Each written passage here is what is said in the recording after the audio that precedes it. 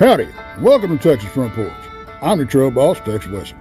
Riding shotgun with me as always is Jason McLean. If this is your first visit, go ahead and subscribe to Texas Front Porch on YouTube. Maybe even give us that old thumbs up. And y'all be sure to share us out. Tell your friends, your in-laws, hell, even your outlaws. And don't forget to hit that little bell so you don't miss nothing.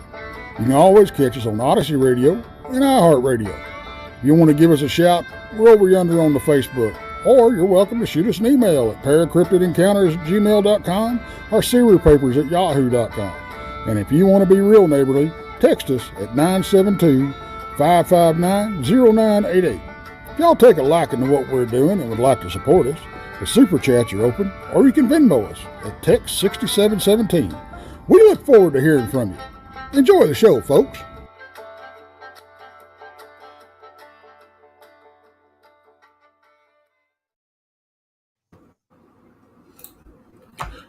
Howdy, everybody. Welcome to Tex Front Porch. I am your host, Tex Wessinger, and this is my co-host. I've corrupted you, haven't I? Jason McElhinney. That's not as bad as it could have been. No, that's all I could think of. I mean, I'm tired. I understand. It should have been something more. If you wanted to do the whole bit like I do every Wednesday on Jason McLean Questions Everything, it would have been something like Jason Dia McClinian. That's how you gotta commit to the whole bit, which is why when I do just text, it throws everything off, and you're like, wait, what? You got to commit to the whole bit, right? Well, we're scheduled to have a guest tonight, and we are. Yeah, and I had a good intro laid out for him and everything, and I was going to do him a favor and do something I don't normally do, and he spoiled it. He's running late. Well, I've got Rob checking in on him, make sure everything's kosher. You never know, But I'm going to go ahead and do it just because when he shows up, just because he's late. I'm not going to let him come right on. So yeah. No, let's. We'll slap him on the hand a little bit and make him. Yes, exactly, as we should. So, hey, some people pay good money for that, so yeah, they can't do. Complain. Yeah, I do. I mean, they do. But I had a hell of a good time with what's her name, Jessica. The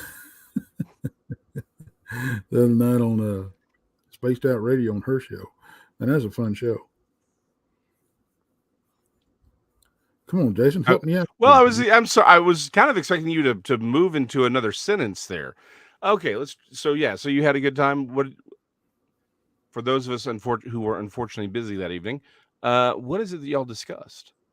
Oh, we went over a little bit of Bigfoot stuff and my Dogman encounter and that type of thing. And we just kind of went around the merry-go-round, talked a little bit about everything. And the Brown Springs, I'm assuming. Yeah, we talked a little bit of Brown Springs. We talked. That's the reason I asked you that. I sent you that text. Hey, what was the name of them critters that they come across? The Alux. Yeah, because I was trying to figure that out, and I said, well, it's not the Latrusa. It's something. And then somebody said the Duende, and I said that may be it. I don't know. But, El Duende is more like gnomes, right? More like.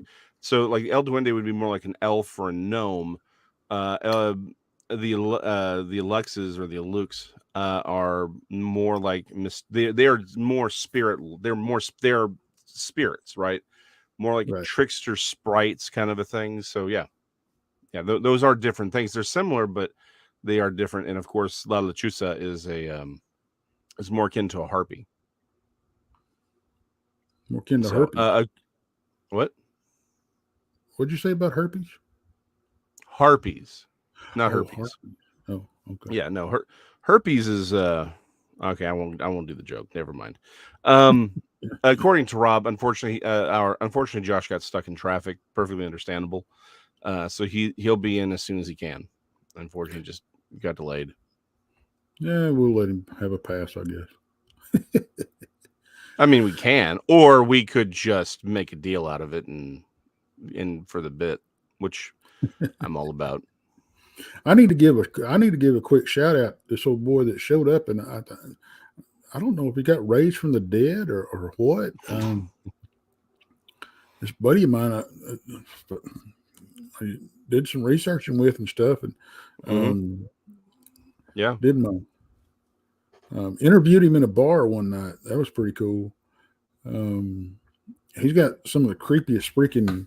If y'all want to see some good possible Dogman footage, go over to this guy, man. Sasquatch Truth, North Texas. Sasquatch Truth. We'll find it. Dadgummit. Please don't ever do that again.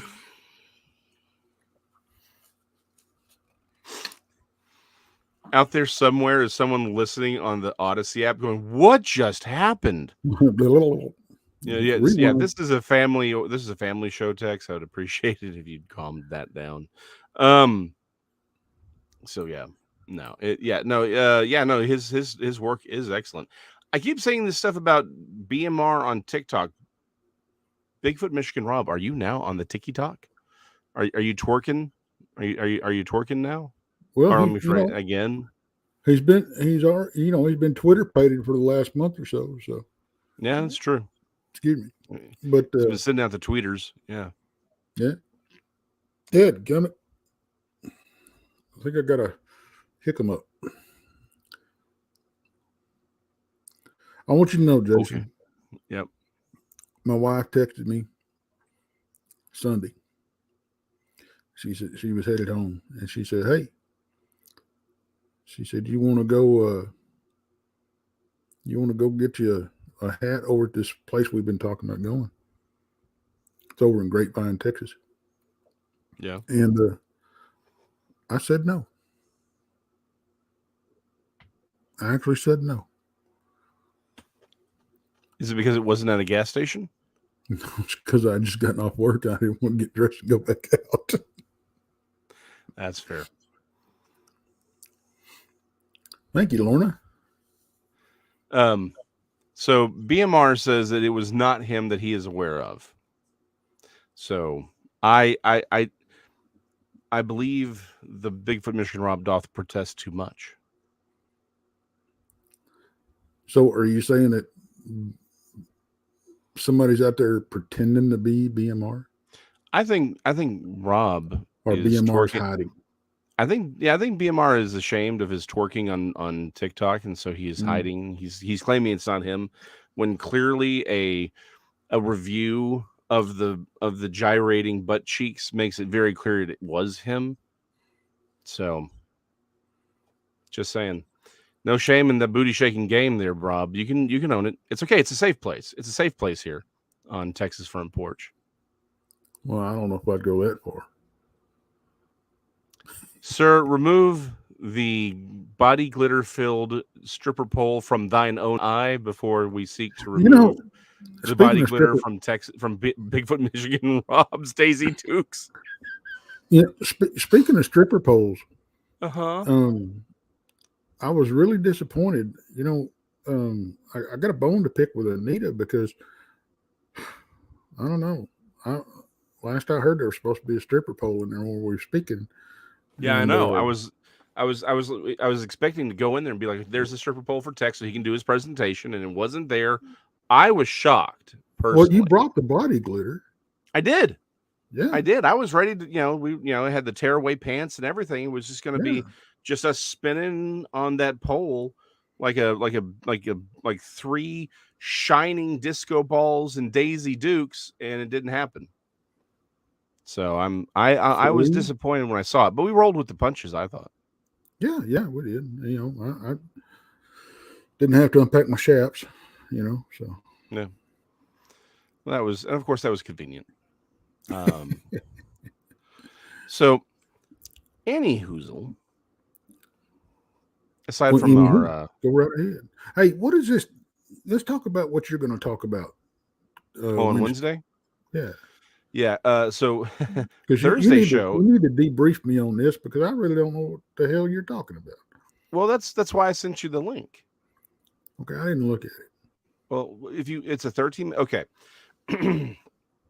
So for Thursday show, like we're doing some kind of high concept work this week. On Siri, we're going to talk about simulation theory and that whole deal. But Wednesday night, I want to talk about what's called ideological subversion and demoralization, specifically in the context of the Fortean community, which we are a part of, right? I always forget this dude's name. I think it's Yuri Bezmenov. I was calling him Gary Kasparov, but I think that was the chess player. So there was this ex-KGB agent who defected in the 80s, and he does this interview, and there's this 13-minute clip of it where Hang on a second. Mm-hmm. Yeah. Hey, hides in the long grass. You say you're looking for good Dogman content for the new cryptid section of the Discord. Like I said, get a hold of Sasquatch Truth, man. He's got some good stuff. Go ahead, Jason. Sorry. Yeah. So he's an ex-KGB agent, and what he's doing is he's describing, what they were doing right at the time during the Cold War, and he was describing the process of ideological subversion and demoralization. And there is a really very telling line in there where he talks about how this takes place and what it does, and that there comes a point where you can provide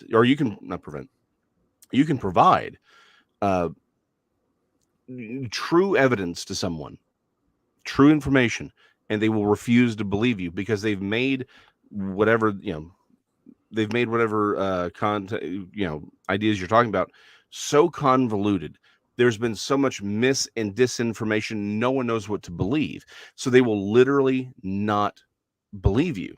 Even if you give them true facts, even if you give them real evidence, they just don't know what to believe anymore. So they throw everything out.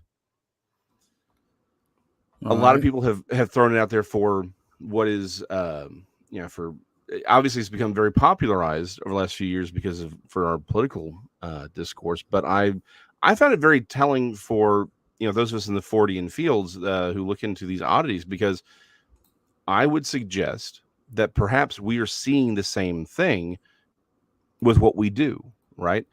There's we know there's political and governmental interference. We know there's disinformation specifically provided, right, to the UFO and cryptozoological community. So that's sort of the question I want to explore is, are we witnessing this same kind of directed and planned ideological subversion in the Fortean community? And why might that be? What is the higher goal? What is the purpose? Why would this be a planned thing? Or is it simply a byproduct of the chaotic nature of what we do? So that's the concept for Wednesday. And I sent you a nice 13-minute link that you can watch so you can get a broader concept, because again, it's an amazing, first of all, everyone should watch that video. It's 13 minutes long. I will have a link on Wednesday's show so you can watch it after the show, because there is absolutely why don't you just very post telling. Why don't you just post it on the community page? I will post it on the community page, everyone. After the show is over, I'll be able to do that. So for Wednesday's show, you have, if you're listening on Odyssey, you've got homework. And if you're listening live, you've got homework for Wednesday.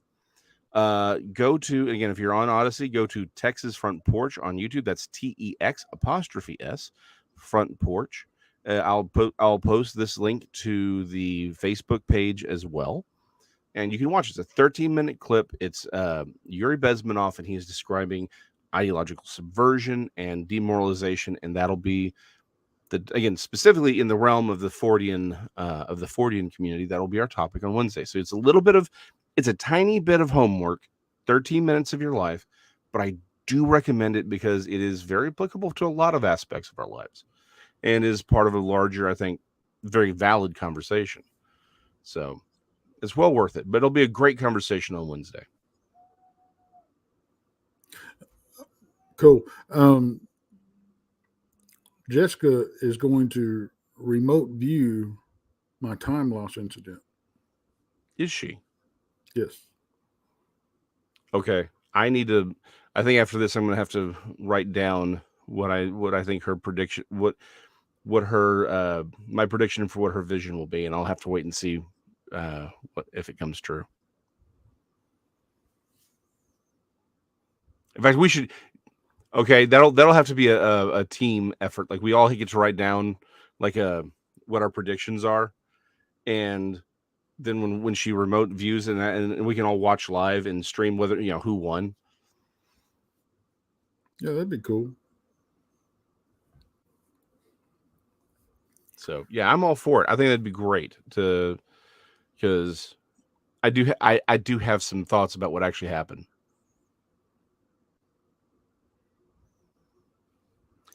I won't say what. You know what? I don't know what to think about it. I really don't. I know. Well, and that's which is why she's remote viewing it. I think it's going to be great. We can get an idea of maybe what really happened to you that time. And I'd like to say that that's probably the strangest thing that's ever happened to me out there, but it's not. Yeah, but how you things are real or situations have gotten real when missing time is not the weirdest thing that occurred to you. Yeah. In fact, I don't know. I'll tell you what we'll do. She's got a good idea. She's like, let's take bets. So, how about the loser buy a steak dinner for everybody? Hey, next time we all get together. Yeah, next time we all get together, we get to buy the best steak there is to eat at the local McDonald's. I'm all for it. Everybody gets a McRib. Everybody gets a McRib. Hey, anything you want off that dollar menu. There you go. There was a question about the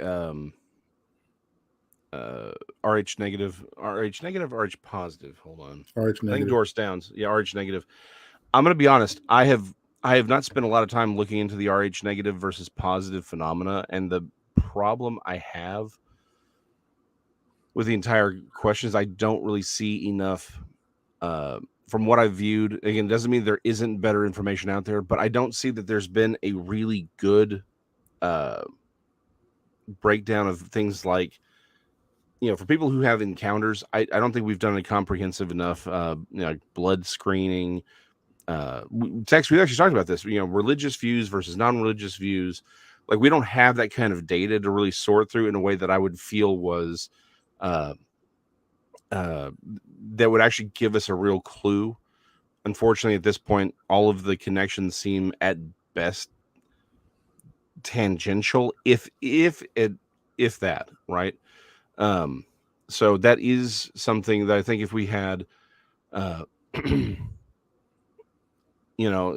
one of those things where it's like, if we could get the Fortean community to be a little more, cohesive, we do need there to be a more scientifically rigorous and well-funded organization, right?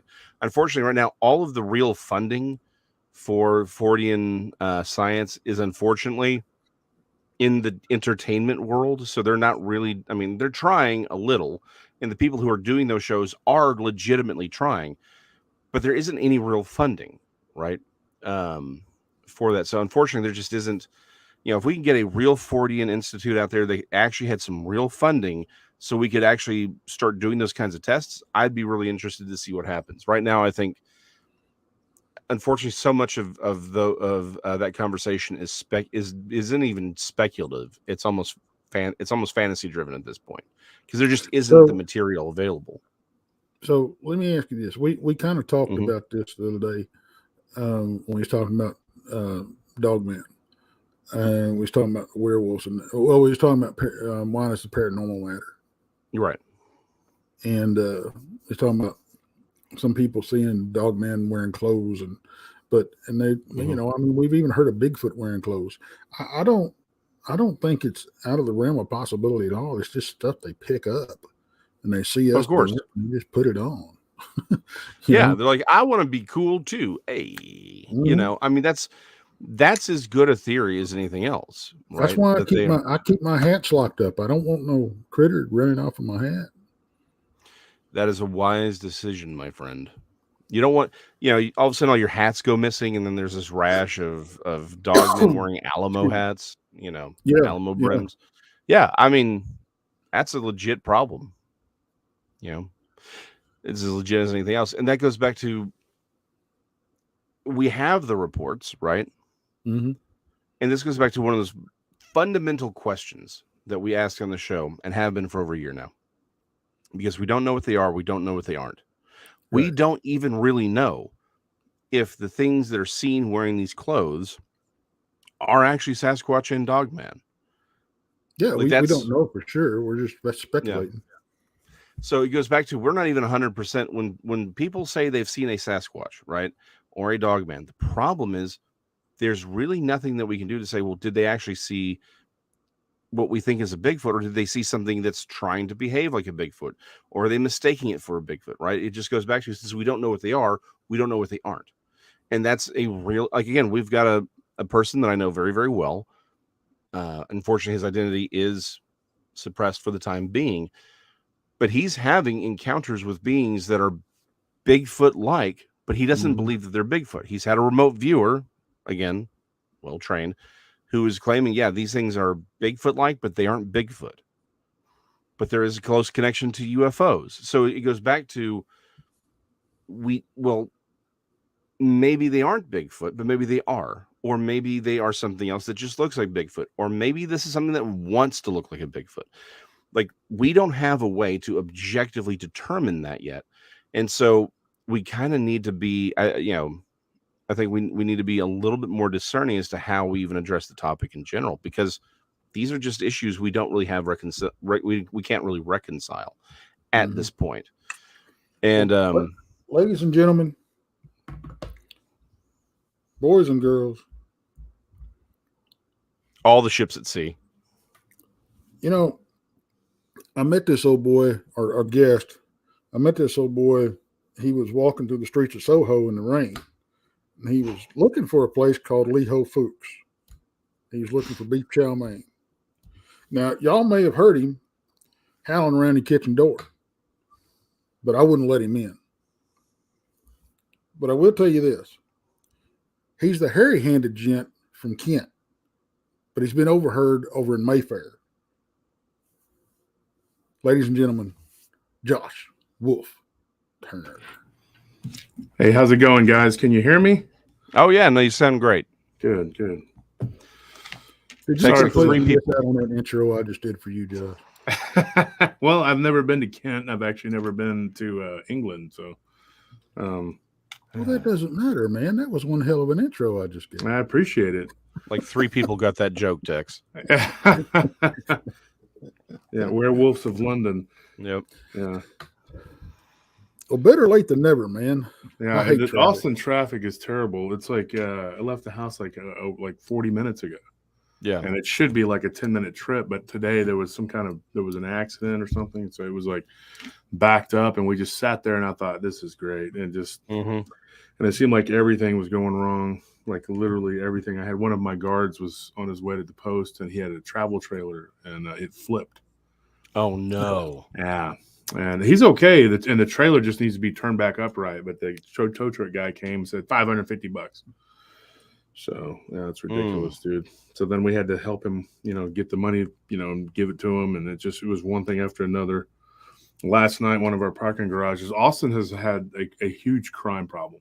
Yeah, and last night, one of our garages got hit. Our guard literally went up to the 6th floor of the garage, and by the time he got to the bottom, there had been 2 break-ins. Oh, wow. I mean, and it's on camera, like he was doing his rounds, but now we have to talk to the client and be like, look, we're going to have to change how we do things. Probably have to sit in the front and just watch anybody that comes in. And you can see these people doing the crimes, and they're on camera, and they don't care.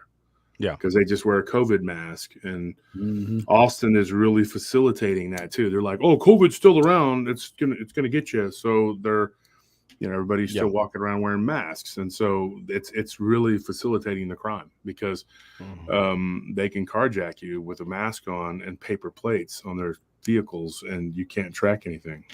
I mean, So they tie your hands behind your back, and then they defund the police, and then they tell you to do your job. Yeah. So yeah, that's what we're dealing with. So isn't are you all having the same problem that we're having up here in Dallas, where the prosecutor is also being like, oh, it's a small crime, we'll let them go? Oh yeah. They're right back out in the street. I mean, we've even had them tell us too. Yeah, we'll be back next week as they're getting arrested. They don't care. I mean, and we have a huge homeless problem. And my wife, when she first came here, she was just like, oh, let's give this person money, let's help them, whatever. And I was like, I didn't want to argue. I just like, okay, that's fine. And she saw how unappreciative they were, because it's really just a lot of them are doing it just to get booze and drugs. Which, if that's what you want to spend your money on, go ahead. But I'm not working to support that. Yeah. And so, her being a very sweet person, I would just be like, okay, that's fine. But then she would see the same people, and they would just be more belligerent, and nothing changed. And they are very criminal. And I think a lot of them have mental illness. So, yeah, it just to the point where I was like, look, I'm just not into the homeless people here. I cannot do, trying to help them, because they're not interested in help. They want money for drugs. Oh, yeah. Now, let me tell you, again, I've spent plenty of time at homeless shelters, helping and working. And basically you can chalk most homeless people into one of 3 or 4 categories. And basically you got the people who are mentally ill, right? And that may come from, again, maybe a mental illness, or it could just be drug caused. You have people who are just on drugs, right? They just destroy their lives through alcohol and drugs. Then you've got the people who are they would rather just be homeless than have a job and work and do, like, they're just like, they've given up. They're like, I'm just going to live, and you're just going to support my existence. Then you do have the 4th person who are, something bad has happened and they are there. Those people are gone lickety split. They are not, the people who really want to get out of it, they are not perpetually homeless. They are homeless for a month at best, maybe 2-3 months, and then they're gone. The people who are perpetually homeless, again, 9 times out of 10, it's not a universal, but they are either mentally incapable, they're a drug addict, or they just don't, or like you said, they're criminal. They don't care.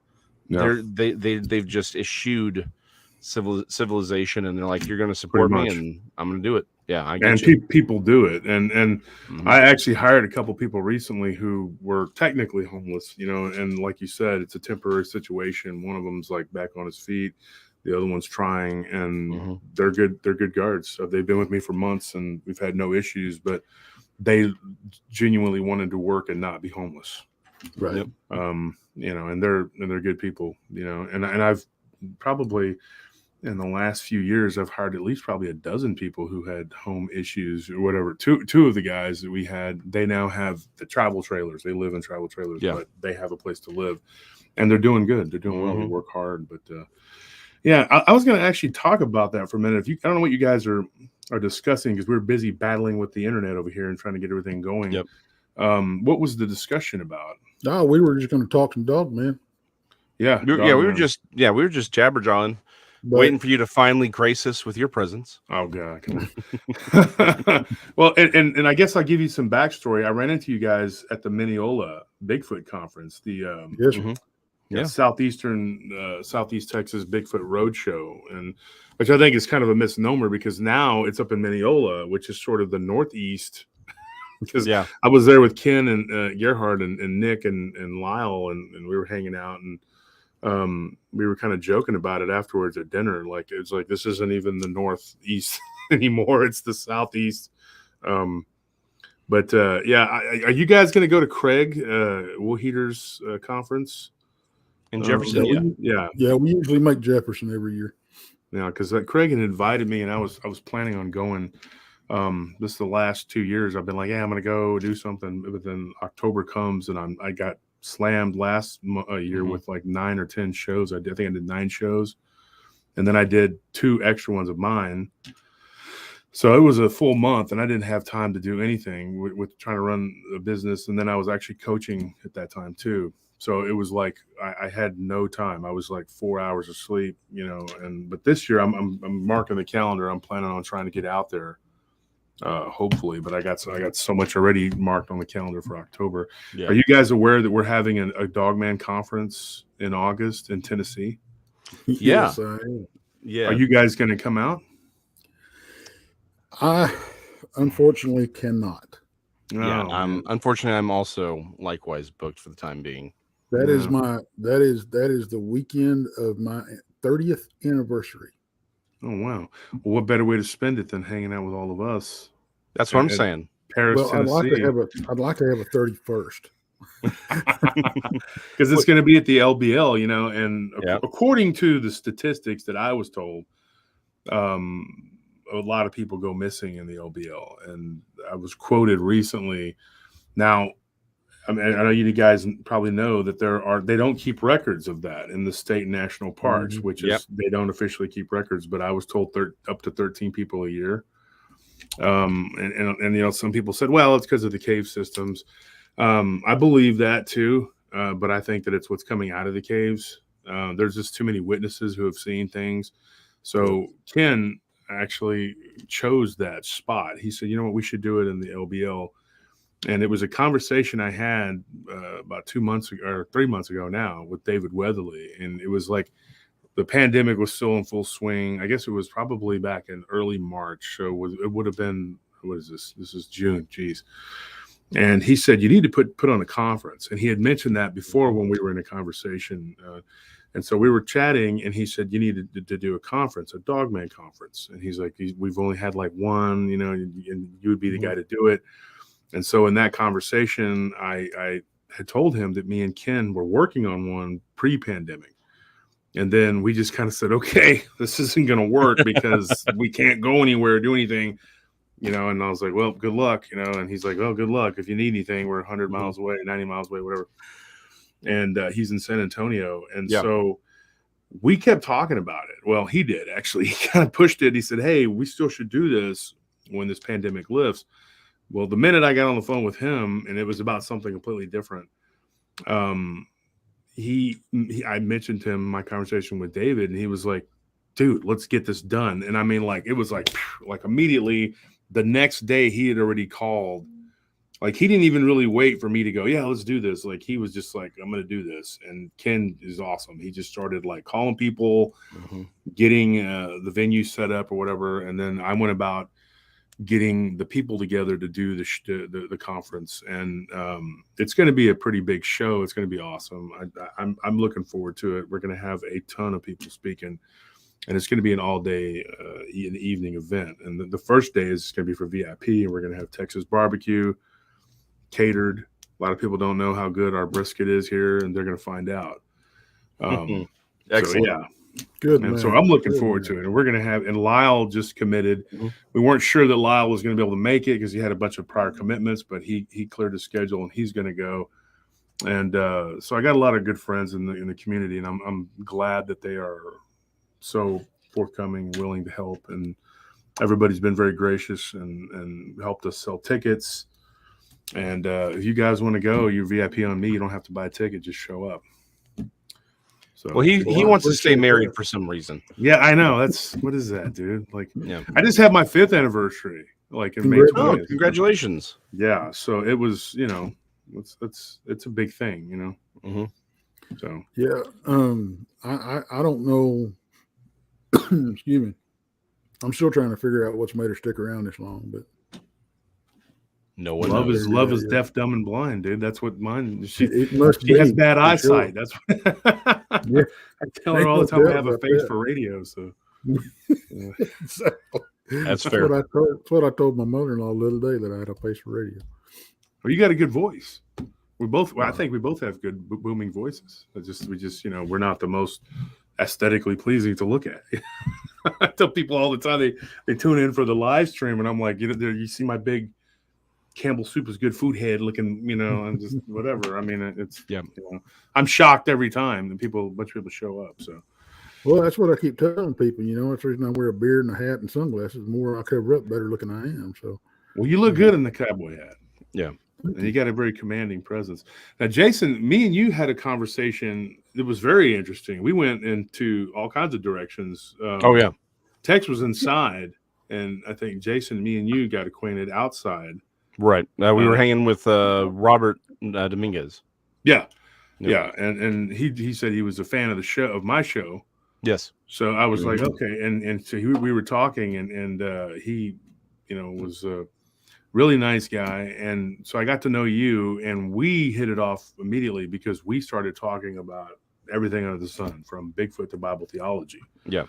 Yeah. And you know your stuff. I was impressed. I appreciate it. But before we get too off track, where outside of your conference, and of course, obviously, we'd love all the links so we can share it. People go see it. Rob actually is thinking about trying to get out there as well. Where else can people find your lovely visage? Paranormal Roundtable, the show. It's just called Paranormal Roundtable. You can find it on YouTube, and we're also on 12 other platforms besides YouTube, 13 altogether. And we do have quite a few listeners across the various podcasts. On YouTube, I think we're at like 18,000. We just hit the 3-year mark a little bit ago. Freaking gnat in here. Austin has been, like I said this on my show last week, it's inundated with bugs. I think God is like angry with Austin, which I don't blame him. Not at all. Yeah. Bugs, mosquitoes, dude. There's just swarms of them. You can see them just in clusters, and then everywhere you go, there's gnats. Yeah, and roaches, dude. I'm talking like you go into a store, like the grocery store, dude, and there's like these big water bugs everywhere, and I'm like, what is going on? I cannot believe this. Now, when I was out of town, I didn't see that, and so I was thinking, I go to other towns, and I'm like, it's just in Austin. Yeah, and I was joking with my wife. I was like, we're having the plagues of Egypt over here. I mean, it's crazy. My neighbors they're all like, oh, we have bed bugs, and all these people are talking about having bed bugs. It's like an infestation everywhere. And then there's roaches and all kinds of bugs everywhere, and like spiders. Just, I mean, like here in the studio, we just cleaned like a week or two before, and it was nice and clean. And I'm standing there, and there's a brown recluse crawling right toward my foot, and I'm like, this is crazy, dude. What is going on? Like, it's like Austin's being punished or something. I don't know. I'm kind of half joking with that.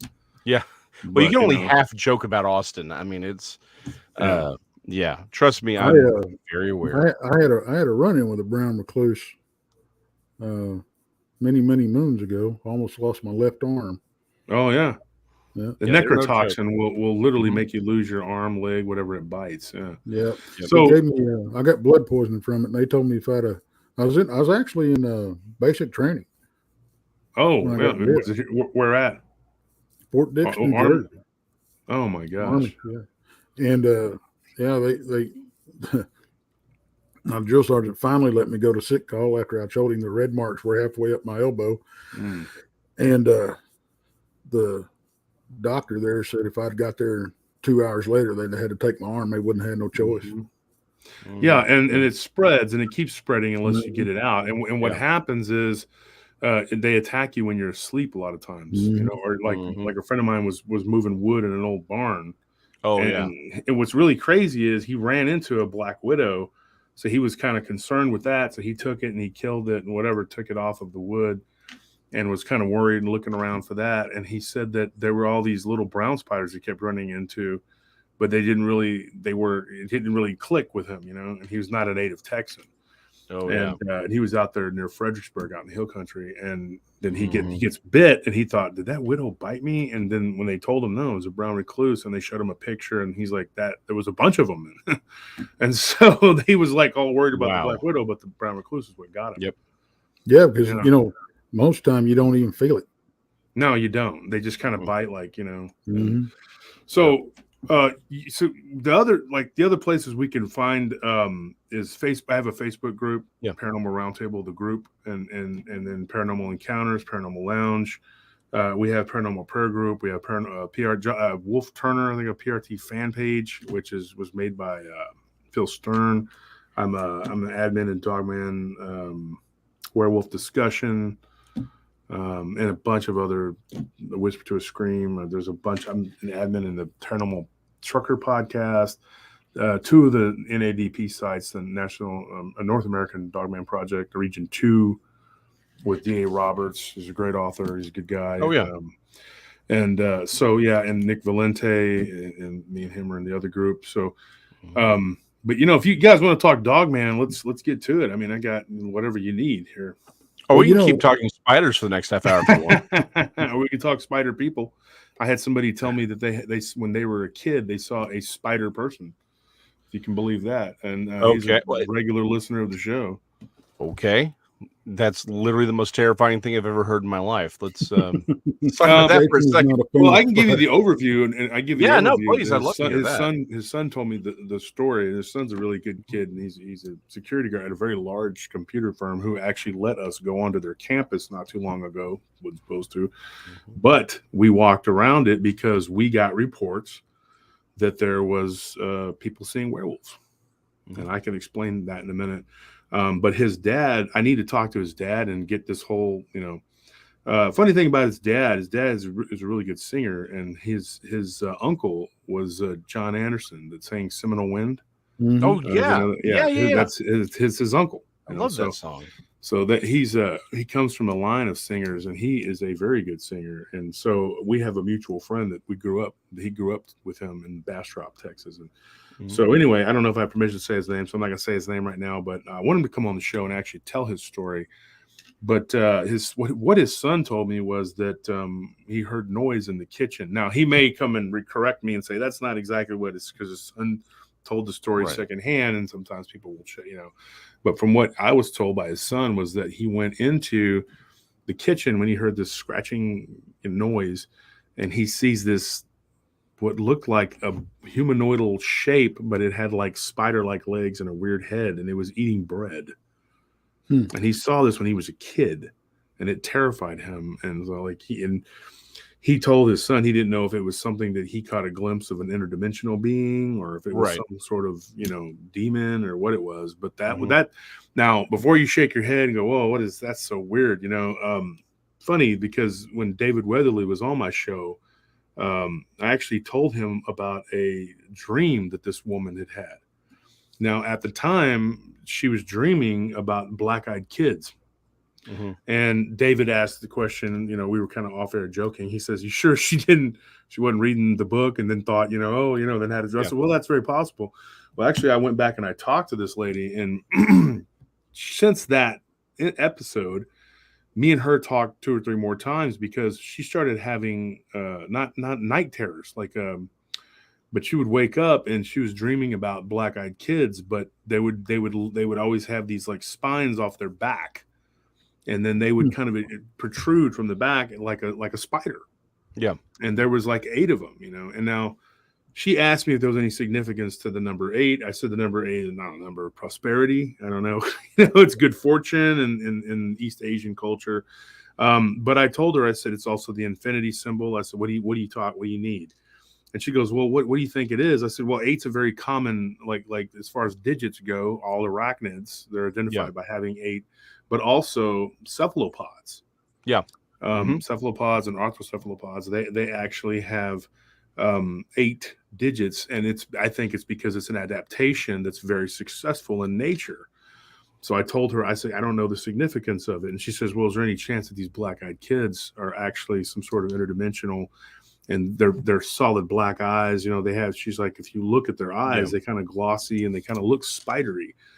And the dreams continued until she actually had a black-eyed kid encounter with someone actually knocking on the door, and her husband answering it, and they're asking to come inside because they were hot. And now this was like early, I think, February or something, and they were like, "What?" And they're like, "We need to come inside," or they needed to come inside to get warm. And it was early February, but it was in Texas, but it wasn't cold that day. How Texas, it could be in the teens, and then the next week it's like, we're done. And then you're at 67, 70 degrees. You're feeling, "Oh, this feels great." Then you go outside and a norther blows in, and then your legs turn blue. But that's winter in Texas. Summer, you pretty much just know it's going to be hot for 5 months, and it's just going to scorch your hair off. And so, it's like they say, Texas, we have 3 seasons. We have summer, winter, and football. Yeah. I was going to say summer, more summer, but but winter was cold this past winter. It's really shocking how hot this summer is and how quickly it started, because last winter was cold and the winter before was brutal. I mean, by Texas standards, it was it got down to 0. It was like, it was sub-zero. Sub-zero, No, we at work, we just now a few months ago recovered from that. I mean, we had, you still see trees like broken down. It was horrible. there are still plants that are, I forget what they're called, but like boxwoods that are still just all the palm trees died. Yeah, everything died. I went down to Galveston after that happened, and there wasn't a live palm tree to be seen.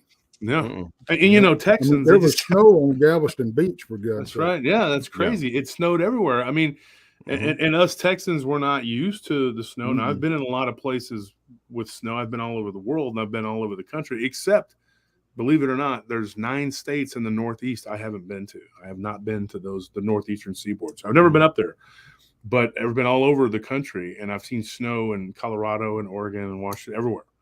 But it's really weird because you're not used to. You're now in Northwest Texas. When I lived as a kid, it snowed every year, right? But it doesn't in the Panhandle up and then up in the north, But it doesn't snow here, in Central Texas or even in Dallas too much. But it did, and it was so crazy. And like Texans don't really know what to do when it snows. They don't go out, right? They don't fix it. They just kind of look at it. It's like, oh wow, it's snowing. And then, the trees are dying and they're just like, well, that sucks. But, some of my Yankee friends, they were like, hey, you should wrap those trees. You should do this. I said, why don't you talk to the city?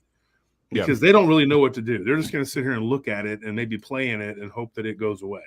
Yeah, so that's kind of what they did. That was the strategy. And so everybody's trees died and everybody's just like, this really sucks.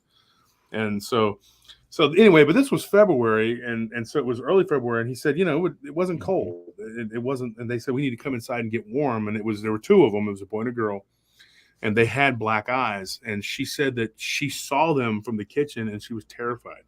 And she said she recognized the little girl from her dreams. She was just like, that was the kid from my dreams. And when the husband came back, he acted very nonchalant about it, and it led to a fight, like an argument. And she was like, why are you so calm about this? I've been dreaming about this for a while, and I've been telling you about it.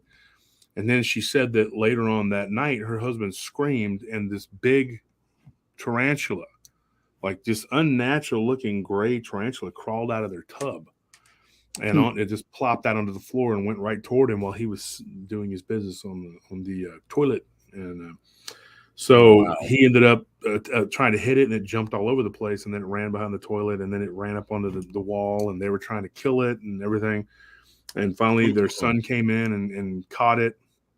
He didn't want to kill it, or he wanted to keep it. And then she was like, get rid of it. But it was like real aggressive. It kept jumping against the glass, and they didn't get to identify the species. They threw it out in the yard, and then the husband smashed it with a shovel, boom. And that was or a rake or something. That was the end of it. But she said, what is the coincidences? Yeah. And I had talked to David about, like, if he ever got any reports from black-eyed kids sightings being spider-like. I mean, because of the eyes. I did get a connection from a lady that told me she lived in the Appalachians. She comes from a long line of granny witches. I lost contact with her after COVID, so I don't know what's going on. I hope she's okay. But she was a friend of mine. And she said, I want to give you a story. She had I forgot what the condition was called, but she cerebral palsy. And so when she was trying to tell me all this stuff, and so she said she'd come from a long line of granny witches, and that she had been healed as a child. And then she told me that what these crawlers are, it was right after my pale crawler humanoid episode. She said that they are people who have been bitten by these clear crystalline, as she called them, spiders, and that they can turn someone into like a mad dog, crazy person, and they eventually turn into like a Wendigo type creature, and they crawl around, and it's a venom. Now, I had a friend of mine who's an entomologist down in Peru. And he was studying a species of spider that lived up in the mountains, it's cold up there.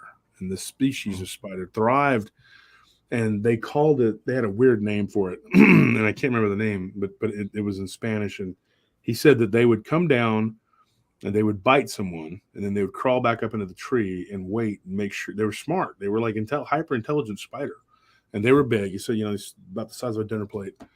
And they would go and they would hide up in the trees, and they would wait to make sure nobody came. And if nobody came to offer this person aid or help them, then they would go down and start drinking them. and they would find people literally like mummified corpses. And it's like a very taboo thing amongst the people up there because they believe if you talk about it, then it draws them to you. Right. That's a very common phenomenon. Let's put a pin in that for just a quick moment, because unfortunately we are going to have to say goodnight to our Odyssey listeners. So if you're listening on Odyssey and Spotify and all that good thing, if you want to hear the other half of this conversation, you need to join us on YouTube or Rumble at Texas Front Porch. That's TEX' Front Porch. And we'll continue this conversation with Josh Turner, because I actually do have he said, before you start shaking your head, I'm gonna have to tell him why I can never shake my head at even some of these crazy creatures people see. But again, we got on the other side of this. On the other side of the show, we're going to have to get into his encounter, because that's one thing that kind of drew me and Josh together. Was that we have Dogman encounter just about the same age. So yeah, we're gonna talk some on the flip side. We're gonna talk some Dogman for sure. Yeah, and we can get into that too. Oh, absolutely. So again, if you're listening on Odyssey, come and hear the other half of this conversation at Texas Front Porch. And for those who are listening on YouTube or watching on Facebook, just wait about 5 minutes. We'll be back, and we're going to continue this conversation with Josh Turner, and we'll catch you all on the other side. Be back in 5 minutes, guys. Don't run off.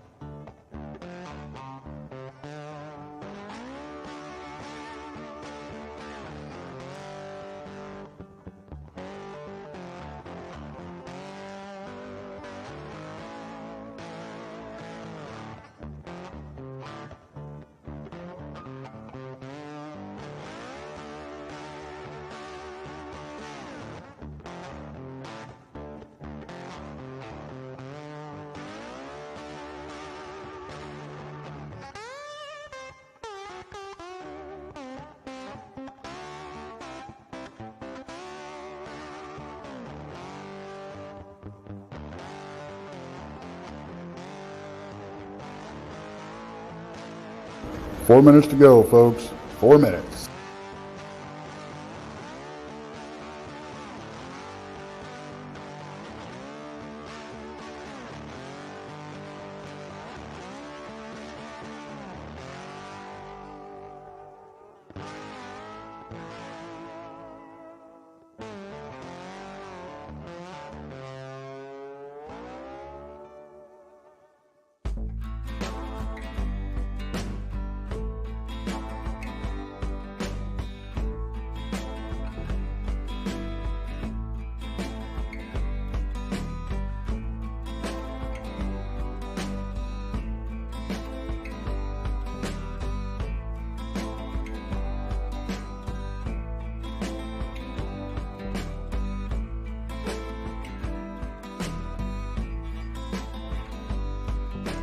Three minutes. We're almost there.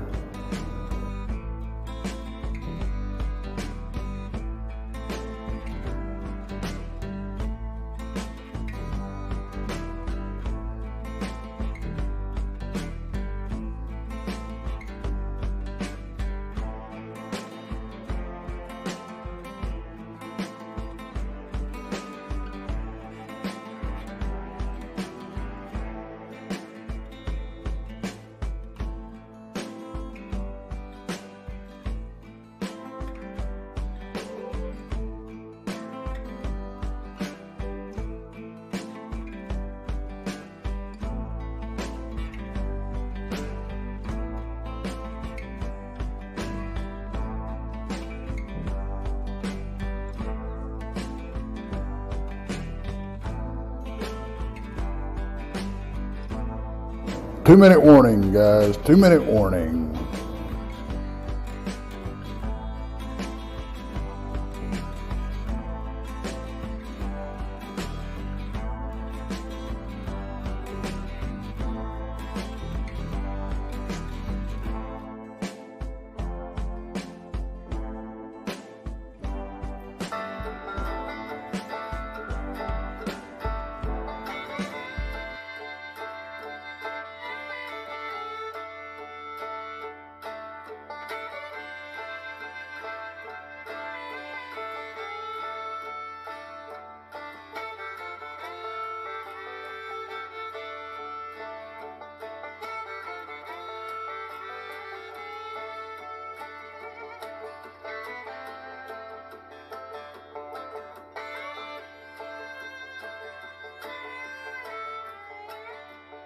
1 minute. 1 minute.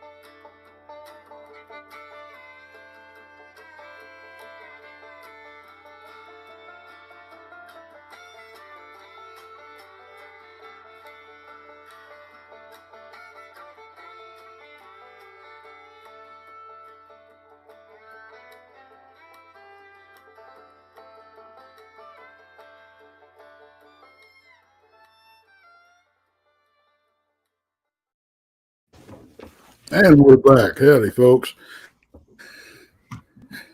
That was it. You know what? I love taking that 5-minute break because it gives us old men time to run down to the little boys' room. Absolutely.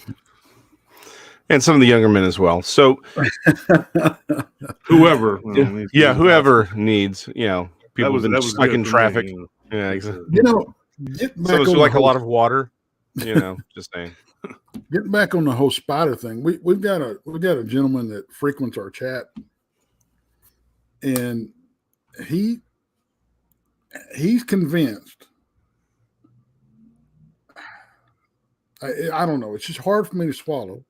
I haven't had a conversation with him, and I'm not saying he's full of it. It's just hard for me to swallow because I've been out and I haven't run across these things. But supposedly there's these giant spiders that are running around the woods, and these are not armadillo holes that we're seeing. They're these spiders' footprints.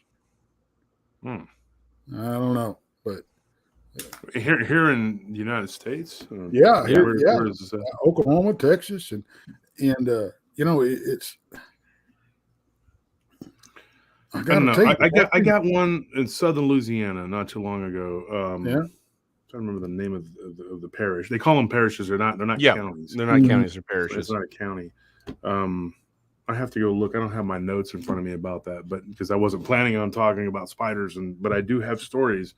And there was a couple that was driving. Now, she has better eyesight, that he has cataracts. And so he was like, I can't be trusted as a complete, but it was dark, and he goes, I had my glasses on. I saw what I saw. And he said it just looked like a giant shape going, like skittering across the road. But his wife, who I think she's only like 63. I mean, she's not like she could see. She saw it. She was driving, and they were driving like a town car, and they saw this medium-sized dog-looking thing that when it just got over past the road, when they drove past it, she said it looked like a giant tick with big long legs. And she was like, how spiders have like the two parts to the body. She didn't really see that. It just looked like one long gray body. And she thought, is that a tick? And so, I mean, I don't know. I classified it as possibly a giant spider, but ticks are arachnids too. I told her, I said, exactly. Well, it could be, it's the same family. Pests, but it wasn't a big hairy spider. It was just like a big belly, abdomen, and she said it looked like a tick, like crawling across the road. And she said it was like the size of a medium-sized dog. I think she said they had a collie, and it was about the size of, or a Sheltie. She said so it was about the size of their Sheltie. And so you're sitting there going like, what is that? And so like I said, I could go look at my notes and see what all I put on there to, but that's what I remember. If I see anything like that, I'm going to empty my 45 into it. That's for sure. I would just keep driving because I don't even want to take a chance of this thing turn around, latching onto me. And like, I don't know if you've ever seen that movie Land of the Lost with Will Ferrell, where the mosquito lands on his back. Yeah. And they're all just standing there, and then he turns white and falls over. Exactly. I was just thinking, imagine the bugs. My wife is a big Apple. I'm not. I personally am not. I don't like iPhone. I'm just whatever. But so many people are crazy about it, and they do have some cool products. Like we have an iPad and all that, But she gets Apple TV, And so we're watching Ted Lasso, which is a really good show. It's really upbeat, and he's very practical, and he's very humorous, whatever. But he's real positive.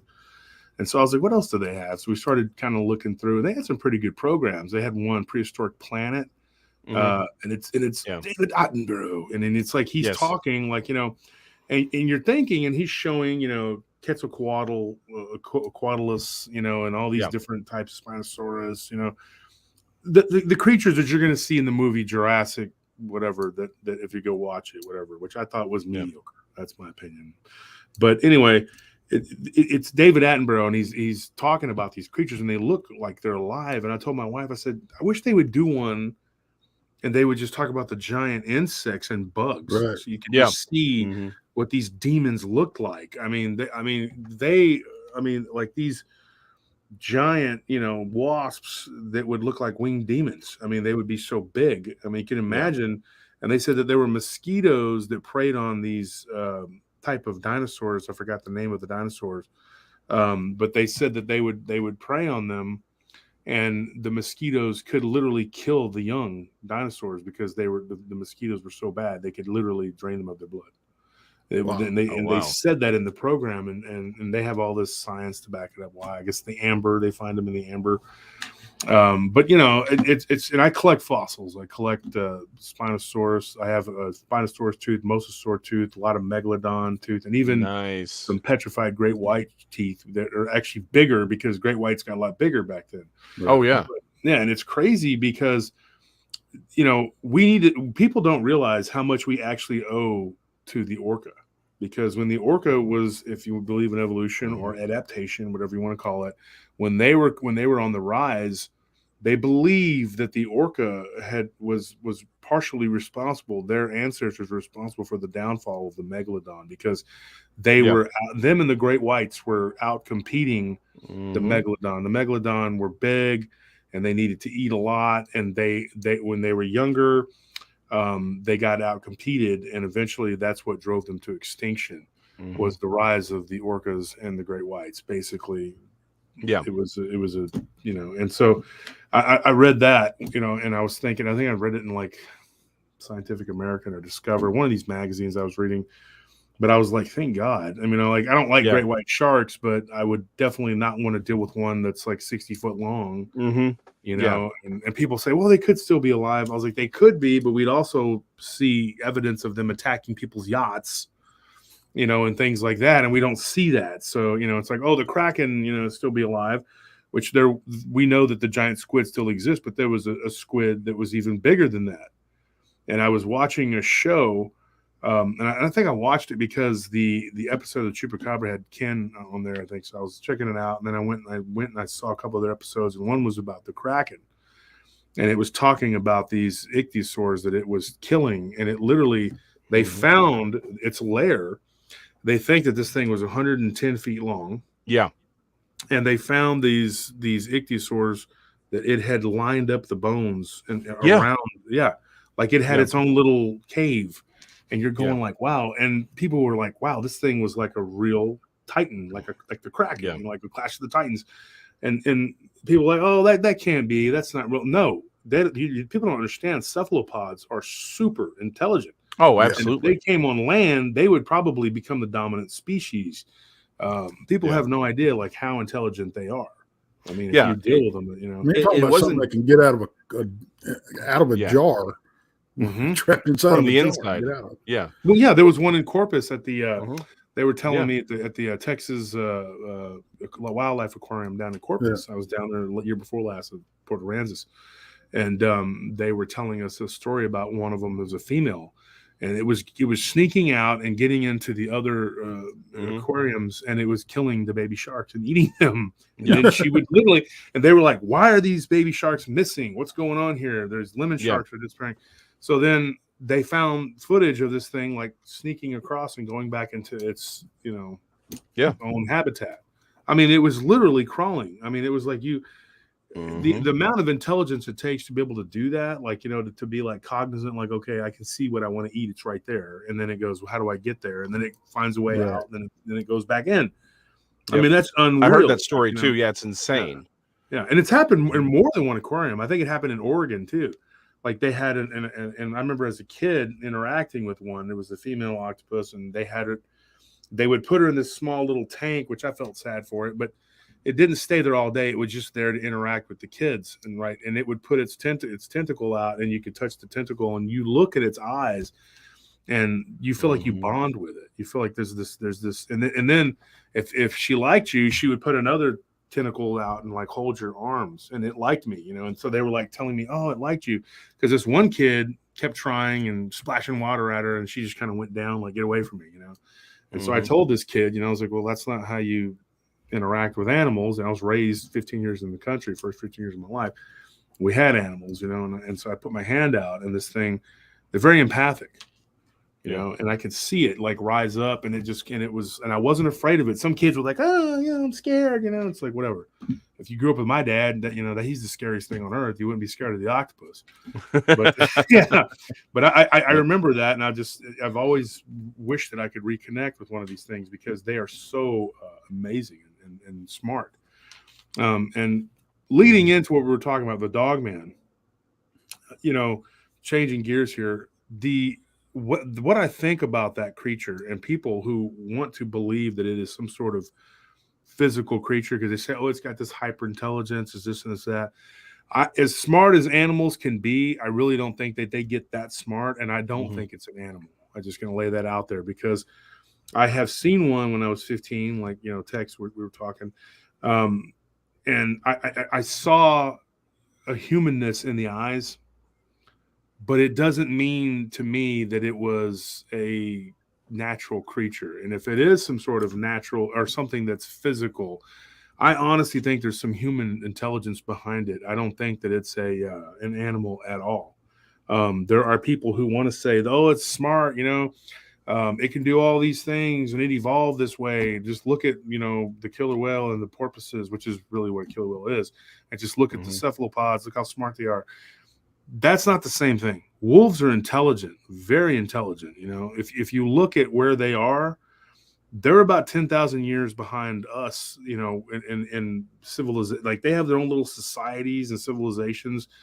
And it's not out of the realm of possibility that if something ever happened to humans, there would be another species that could rise up. I mean, that's the whole point of Planet of the Apes, but they're primates, But there are dogmen that people describe looking, and I just got one recently. The guy says it looked like a gorilla mixed with an ape. I mean, mixed with a wolf. He's like, if you took them together and just melded them together, that's what you got. And he was sleeping in a trailer. Oh my gosh. And like, you can imagine, with the window open, and he's like, this happened in Arkansas, which I've gotten many reports out of that Ozark area.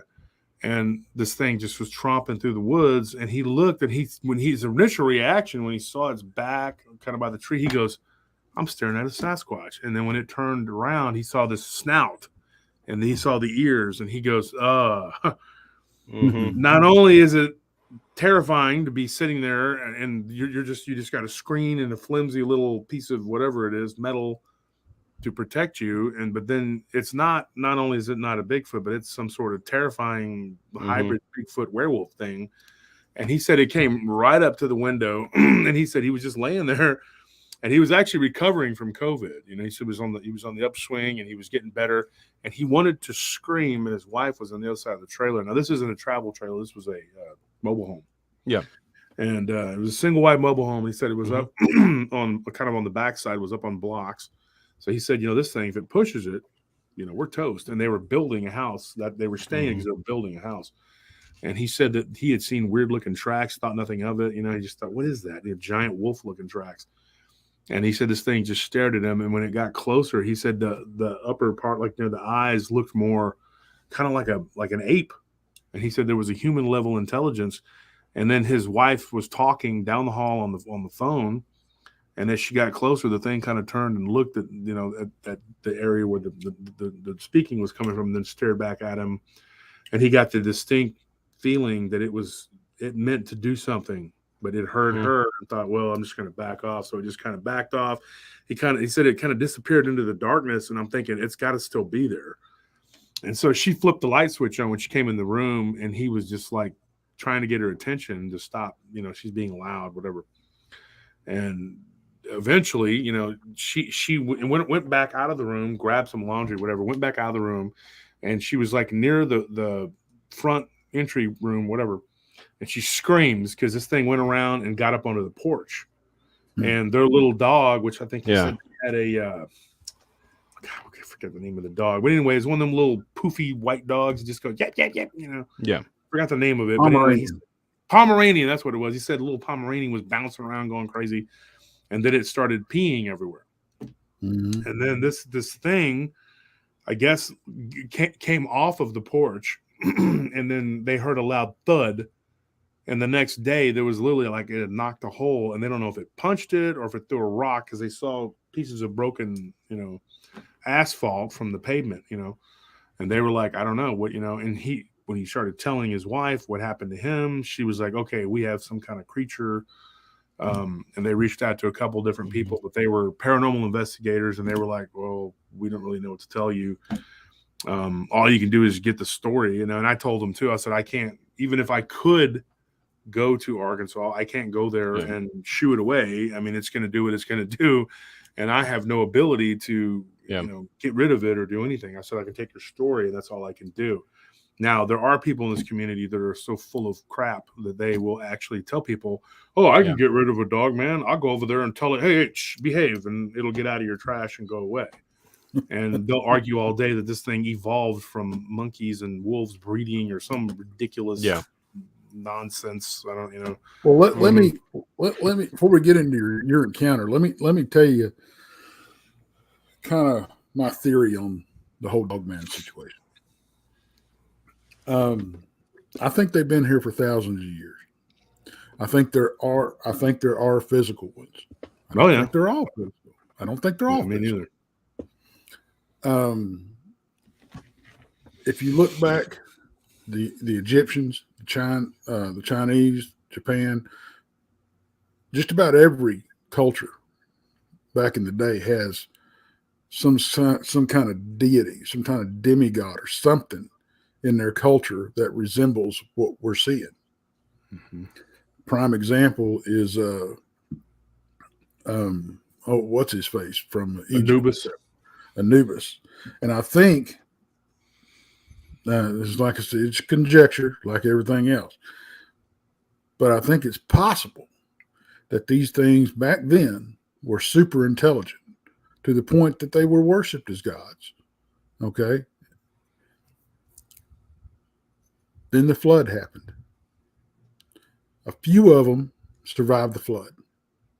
And in an effort to save their species, they had to interbreed with possibly humans, but I think it was more along the lines of they had to breed with other canines. Now, in doing so, they dumbed themselves down. They de-evolved. Mm-hmm. So they're not. Which happens to people, right? They're not the super intelligent being that they once were, and that's also probably could be the reason that we see so many what they call types. I call them breeds, because I mean, I've heard reports of looking like Dobermans, hyenas.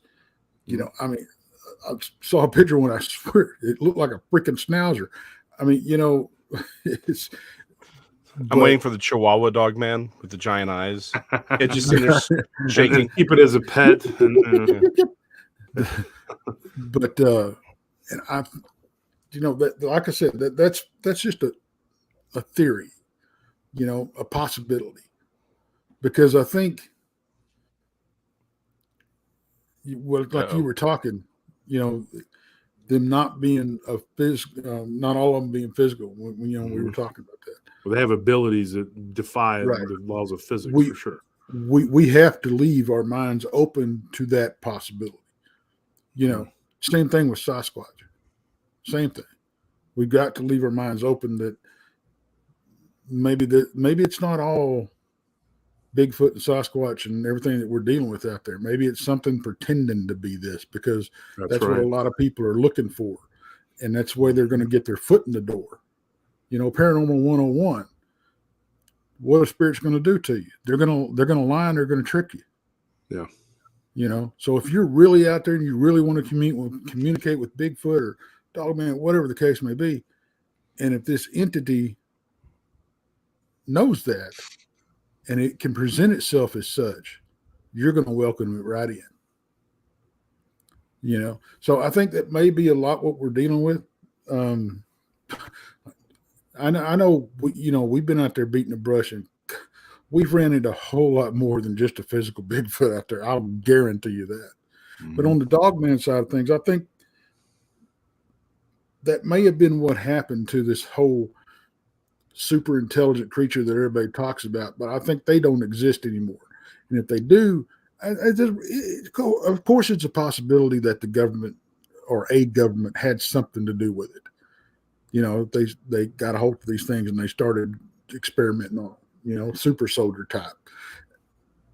I think that's that's possible.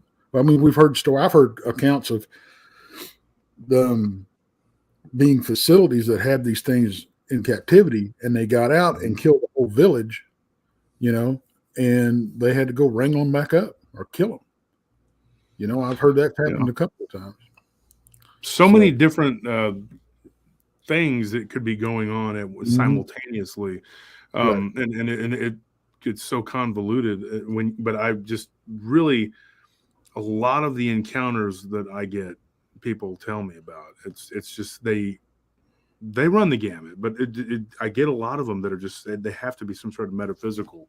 Yeah. And just because something can alter its shape doesn't mean that it's not physical. I mean, I make the argument that it being able to go in between physical and spiritual doesn't mean that it's not still a physical flesh and blood being at some point.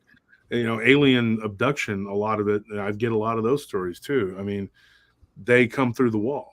I mean, and then they materialize. And now to us, it's like, oh, it's some sort of magic, but really it's just science. And if it's black magic, well, it's black science. And I get what you're saying. One of the theories I've proposed too is the Anunnaki. Now, if you know the Sumerian tablets, they talk about these kings that lived for 25,000 years and they ruled for whatever thousand years. Mm-hmm. And if you go back now, if you go and you read the Vedas of the Hindus, they had 4 ages and they cycle out. And they had the Satra Yuga, people live to be 100,000 years old. Tetra Yuga, people live to be 10,000 years old. And then you had the Dwarpa Yuga, which I believe was what it ended with the flood. And people live to be 1,000 years. And now our lifespan has been reduced to 100 years. That's kind of the max. Mm-hmm. Now, the Dwarpa Yuga, we know that because of the Bible. I mean, it talks about Enoch and Noah and Methuselah, and their ages were like 800,000 years. That was nothing. That's how long they lived in the physical corporeal body. But we nowadays only live 100 years. We're in what we call the Kali Yuga, which is the age of destruction. And I think that the age of destruction brings about a whole lot of stuff. I think that toward the end of this age, we're going to see more and more of these types of creatures, and they're going to reappear, because it says in the Bible, at the end, in the end, it'll be like the end of the days of Noah.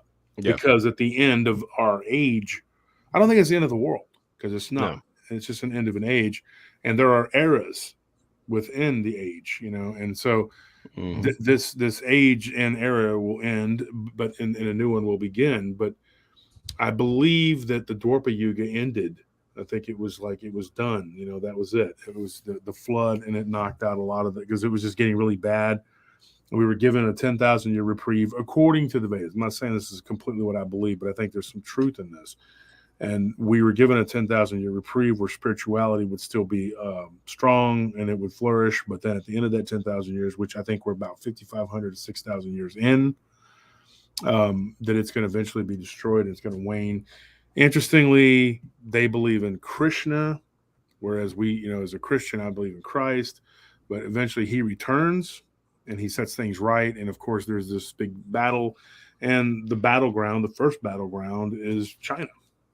Which it's very odd, because they are very against spirituality. They've even outlawed Buddhism. Yeah. I mean, not Buddhism. They outlawed reincarnation. So if you're a Buddhist, you believe in reincarnation. That's like the cornerstone of your faith. That's like being a Christian and being like, okay, we're not going to outlaw Christianity, but we are going to outlaw the crucifixion. It never happened. So if you believe in that, it's against the law. So then that literally cripples your faith. And then they can tell you, well, if you're Muslim, you can believe, but you can't study the Prophet Muhammad. Or whatever the religion is, you can be Hindu, but you can't believe in the different variations of Brahman. And then you're just like, okay, well, I can't practice my religion. That's how they do it. And then spirituality just goes down the tubes. And then we are lost because technology will be controlled by darkness. And then we won't have it. And then according to, what's going to happen in the Kali Yuga. And then we end up basically primitive species of lost people who've lost their way, and there is no spirituality and technology, and so we are just savages. And then that's the end. Now, somebody asked me the other day, so, will you believe in reincarnation? I said, yes, I do. And they pointed out a passage in the Bible where Christ says it is for a man to live and die but one time. I explained that very simple. I said, it is for me, Josh Turner, for you, Jason, for Tex, to live in this corporeal body, and you will live and you will die one time. You will not resurrect as this person. Only Jesus did that. And so what I told this person who was questioning me, I said, look, it's very simple.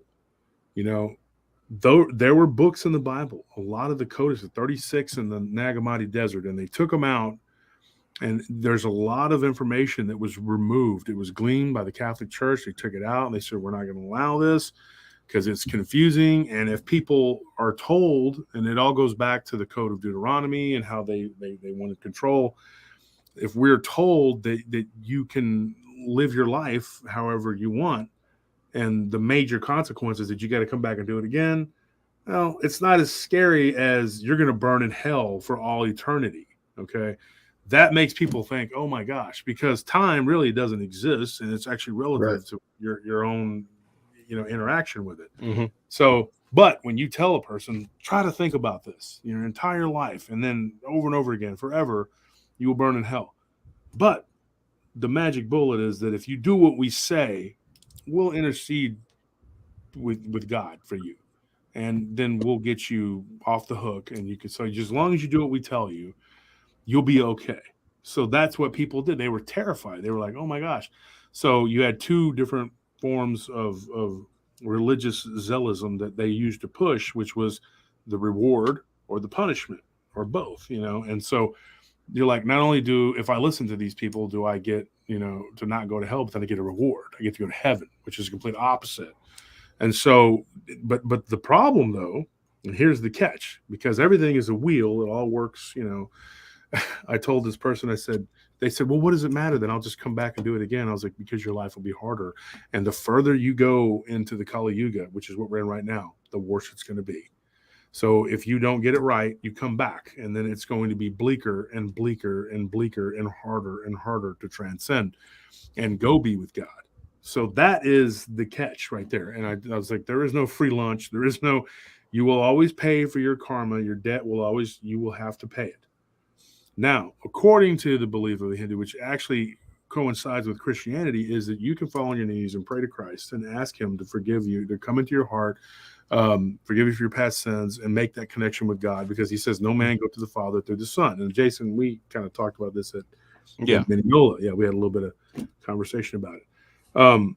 But that is very similar to what they believe. They believe the same thing. And they say that it's actually easier to transition in the Kali Yuga because there's so much darkness that if a man finds his way through the darkness and calls out to Krishna, then they can be brought up out of it. They can transcend. And when their life ends, they go to the heavenly realm.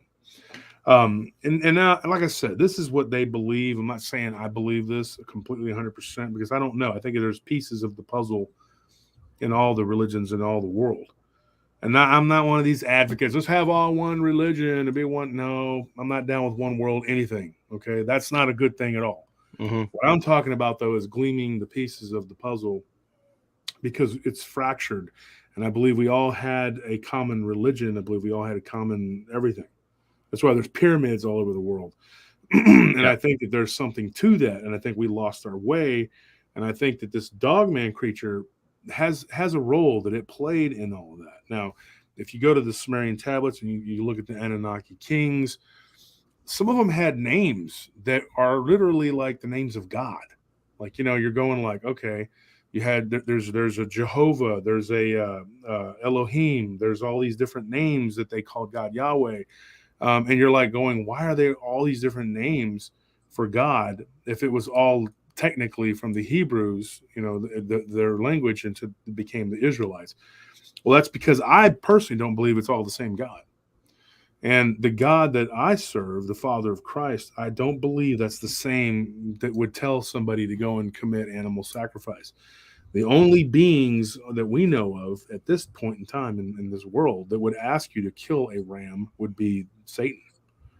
And when Jesus talks about that, he confronts the Pharisees and he says, your father is not my father. Revelation 2:9, Revelation 3:9, he reiterates it.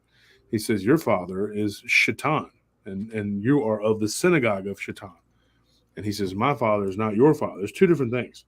And I believe that what happened was he traveled on the Silk Road for 20 years, and he went all the way as far as Japan, and he came back. And I think he was ministering to these people, and the beliefs kind of got intertwined.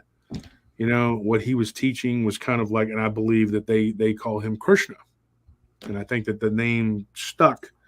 And I think that that's where we get a lot of our religion and a lot of the confusion comes. But I do believe that we reincarnate, but not everyone. And I don't think everybody does.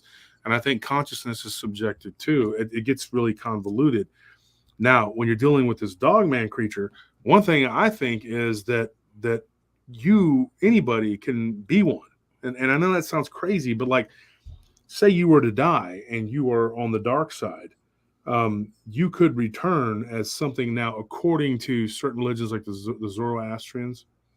Like they believe it was weird. They actually believed that the turtle was bad, and that was the souls of like bad people. Yeah. And so then the otter was a good animal. So they classified animals from good and evil, which is kind of weird. Like we were talking about sharks earlier. If you take a great white shark and turn him upside down, he looks like a laughing devil. His ribs up down to his mouth.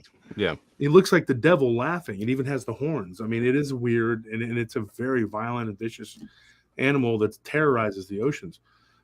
So there is something to that. I can't tell you that that's 100% correct in what animals they choose to classify, but that was something, because the three wise men, the Magi, were actually Zoroastrians that had used an astrological calendar to figure out the birth date of Jesus. And so when they came and they brought the gifts of gold, frankincense, and myrrh, those were Zoroastrian.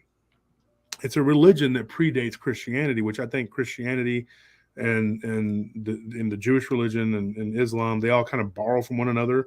But Zoroastrian was the monotheistic religion that predated it. And you had, of course, Ahura Mazda, and it just, you can go back, and I'm not going to get into a whole dissertation on Zoroastrianism, but it's very weird how it started. And all throughout history, you had these different, like, good guys and you had bad guys.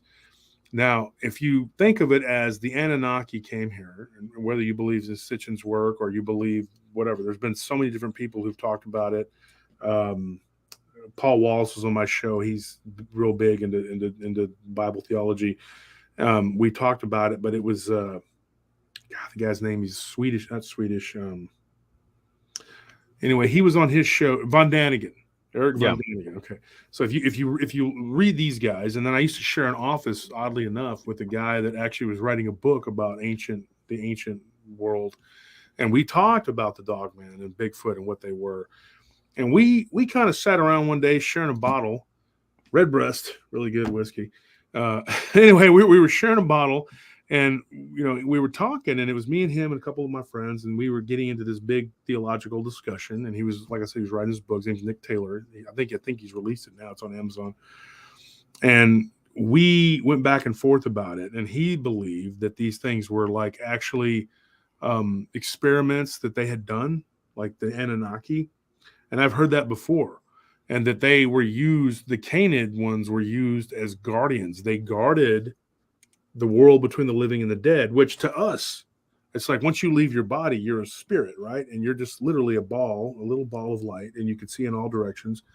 If you've ever left your body and really left your body, it's a weird, it's a higher state of consciousness that you cannot explain. It doesn't translate into this world. You can't explain it, but you can see in all directions, and you're just a floating ball of light. That's all you are. And literally, you're that little spark of God that God that lent to you. That's all you are. And you're trying to get back to Him, right? Well, we talked about this little ball of light that we are can go and inhabit other beings. I mean, you're not, it just depends on what is in store for you, like what your path is. Okay. And so I think that some people can inhabit these creatures. And just like I think that the Nephilim, or in the book of Enoch, it talks about they were evil spirits for all time. I believe that they come back, but those were stargates. And I believe that those were strategic points that the Anunnaki used, and I don't want to get too far out. If anybody who's not really understanding what I'm saying here, basically they were a race of beings that came down. They were giants. They would appear to be godlike to us because they had 12 strands of DNA open where we have 2, 3 at best. And they had this power that we just could not fathom. They took primitive man, who was, some people believe that, and they genetically engineered them to become a higher level of species, just smart enough to mine for gold and minerals and things that they wanted.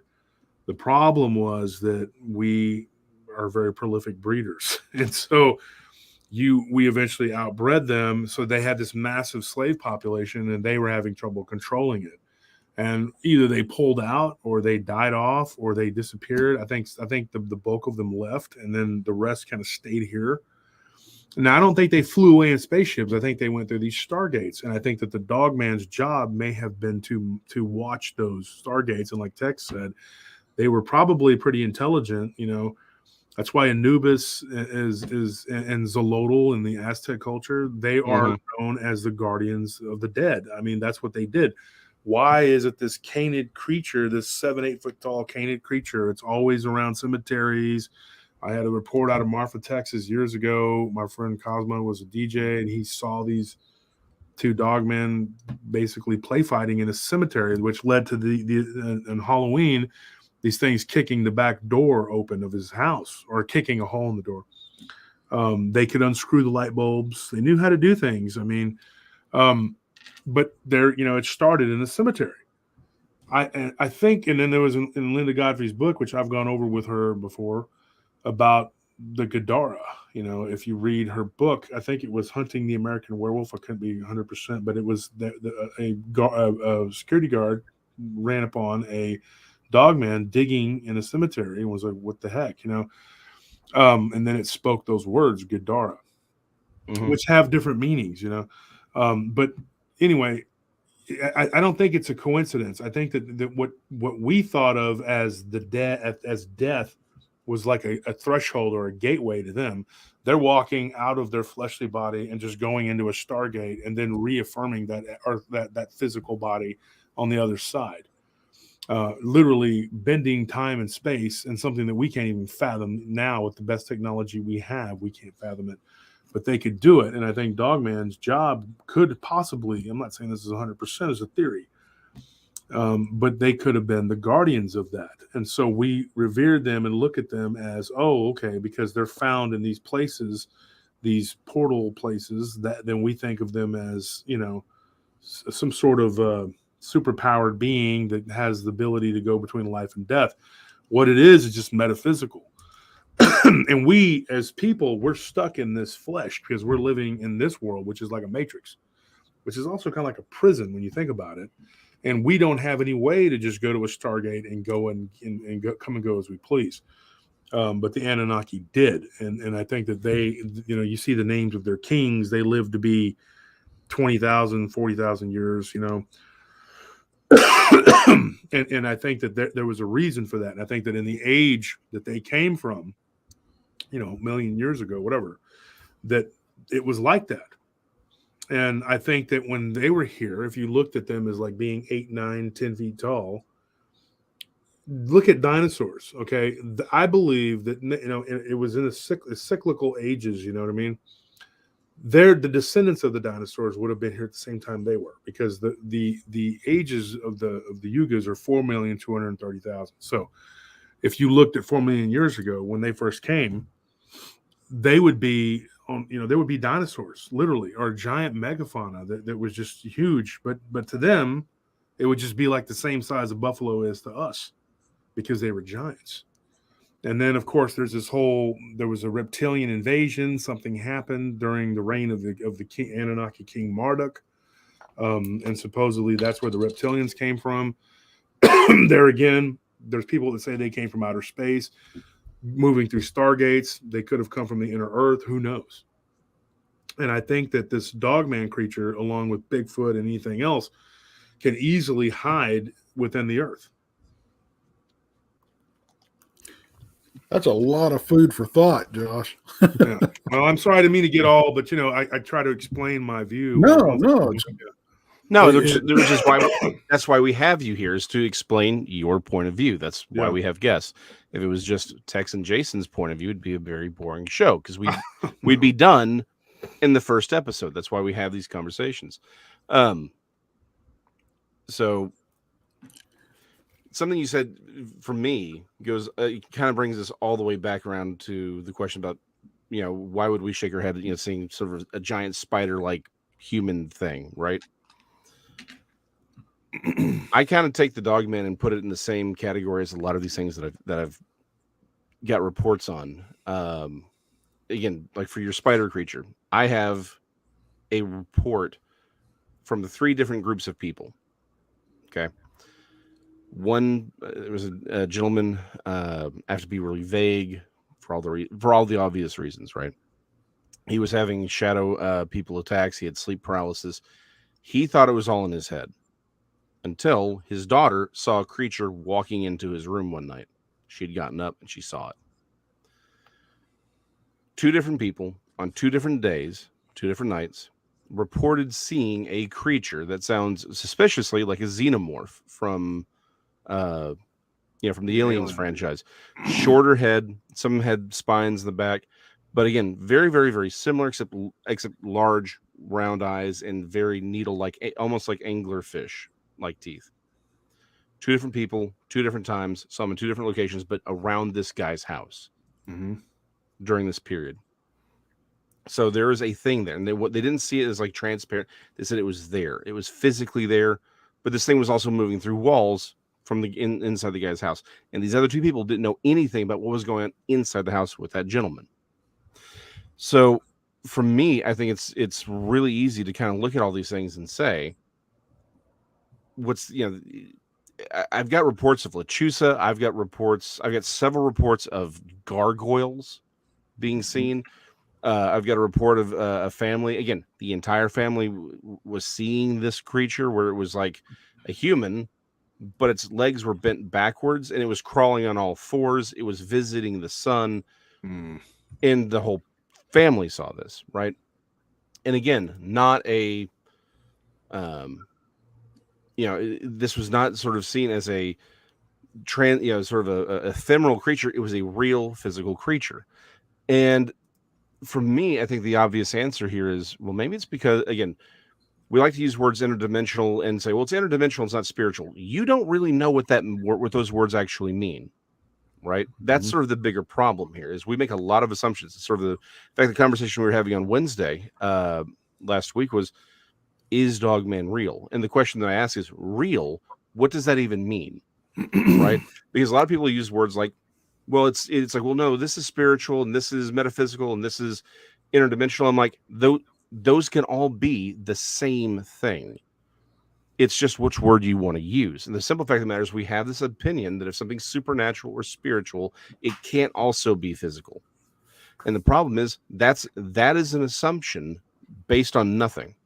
All through, again, whether it's the Christian scriptures, Hebrew scriptures, any of the scriptures, there's always an account of something supernatural, clearly metaphysical, taking physical form and affecting the world around you. That's a universal concept. Doesn't matter where you go, people have that idea. Well, the only way that everyone can have the same idea is if they're having the same encounters. Honestly, I think the problem is the world is a lot stranger than we want it to be. We want things to be simple. We want things to be obvious. And one of the questions that one of the reasons that prompted last week's conversation and questions everything was text saying, "Oh yeah, dogmen aren't." It was a conversation saying, "Yeah, no, they're not werewolves." And I'm like, "Well, that's an assumption. We don't know that. How do we know there aren't people running around changing into things?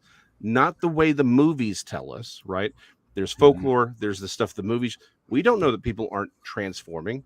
I've got plenty of accounts of shamans and witch doctors, trying to confront missionaries, and they'll turn into something. They will physically transform. I've got plenty of accounts of voodoo priests transforming physically into creatures.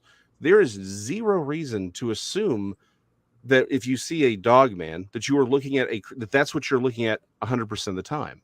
That's what that creature looks like. That it's the assumption is that it's physical 100% of the time. The assumption is that that's what it looks like all the time. We have no reason to believe that at all. What we have is people seeing something. And, Vic was sort of the first one who sort of pointed this out. And I appreciate his opinion on this one was, hey, these are apex predators, right? That's what they look like. They're big. They're physical. There is no reason. Like we have these accounts for them where like you said, they're kicking in a door. They're reaching in through a dog door. It's like, there is no reason these creatures can't just reach through some of these windows, grab you and snatch you out. But they don't.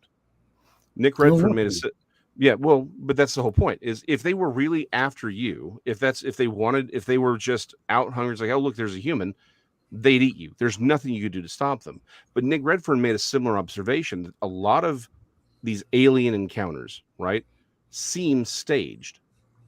One of the ones he points out a lot is there was an encounter in France, I think it was late 70s, early 80s, where this guy who's a lilac farmer, right? He goes out, he's inspecting his crops, doing what he does, and he comes across this sort of egg-shaped UFO, right? And you've got these two aliens out there collecting armfuls of lavender, and he's just looking at them, and all of a sudden they just stop, they turn, look at him, and they run off, they get into the egg, and they fly off, right? And he points out a lot of ufologists have tried to explain this as, oh, they're taking samples. Well, that's not how you take scientific samples, right? It's like they're just gathering up. He goes, it feels like the entire thing was staged, that they were like, oh, no, you've caught me. Let's run back to our spaceship and take off. There was a reason Jacques Vallée and a lot of these, John Keel, a lot of these other early ufologists all said, hey, whatever's going on here, it's not what they appear to be, it's not what they are. This is an act. And I think it's real easy for us, unfortunately, because we sort of tend to become specialized.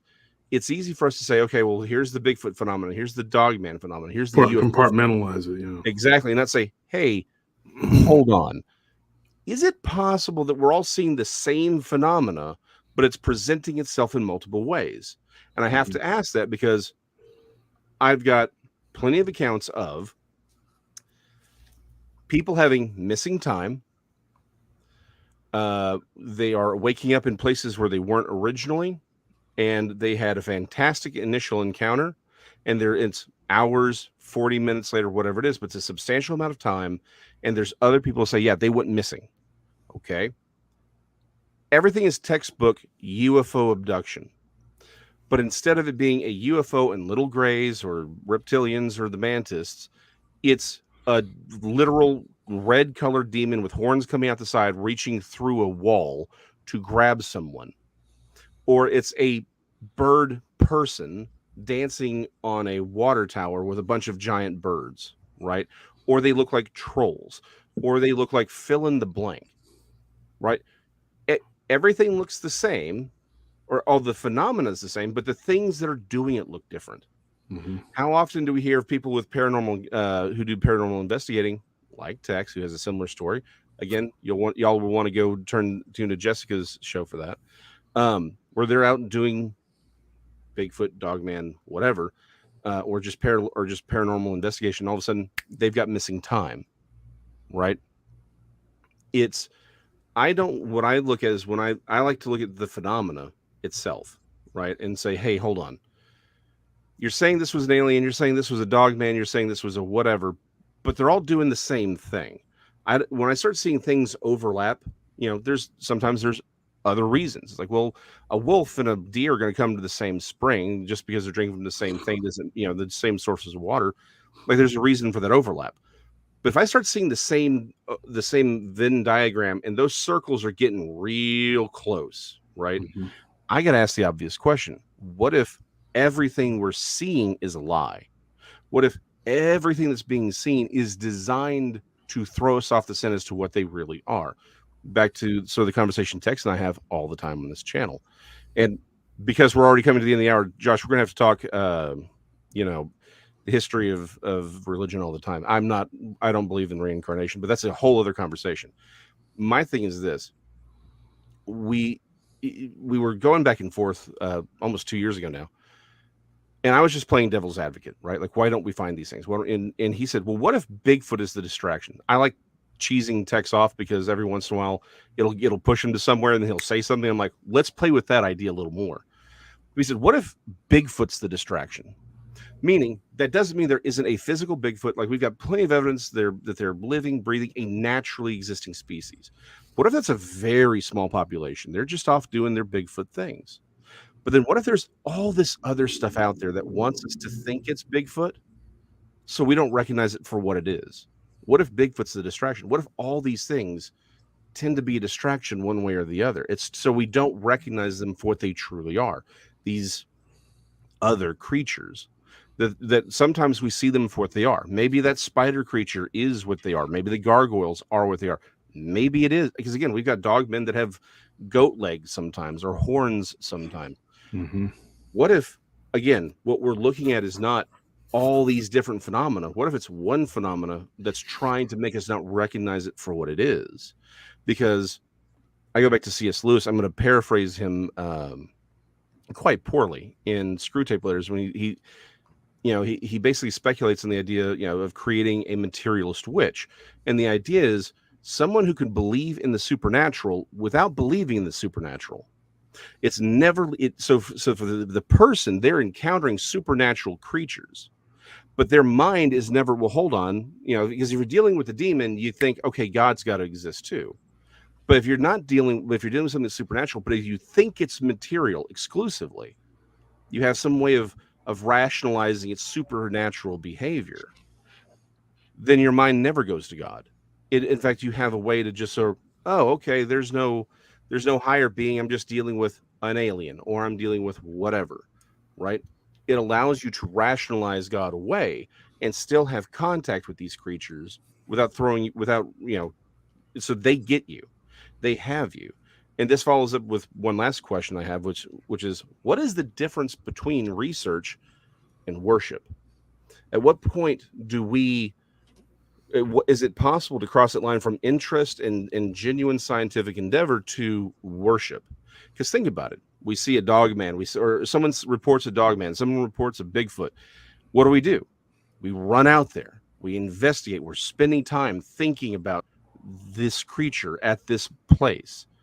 And then what do? Hold on. Oh, I move a lot of that stuff out. I'm sorry. Well, hold on. Do I have one? Yeah. Hold on. Trying to make a point here, and I'm failing terribly. Whatever. But what do? We research. We go out there all the time to research. And then we buy trinkets. We buy hold on, it's right here. I forgot where it was. All right. It's a Wookiee, but we all get it, right? We buy these things, right? We put them up as decorations. Mm-hmm. We go on podcasts every week and talk about them all the time. My question is, where is the line between legitimate scientific research and when does it become worship? Because I think we have this idea that worship has to be, okay, where I'm going to dress up funny, I'm going to sing songs, I'm going to raise my hand. That's not really what worship is. That's a form of worship. You're giving it energy. That's what exactly. It is. That's what worship is. It is an exchange. It's a communion with this thing. So for me, whether it's for me, I kind of see the dogman as part of that larger phenomenon. It's like, what if we're we like to call them dogmen or this or that, or it's like, what if it's all the same thing?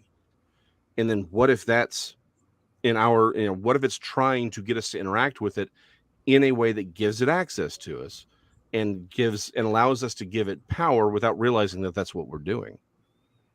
Well, we've been talking, like you said, Jason, we've been talking about that for a long time. It's like, one of the conversations that we had is, well, we don't think the government's smart enough to pull off all these conspiracies to cover all this stuff up, right? Well, you said you didn't, and I don't either. I think there would be a lot more slipping out between the cracks if it was just them.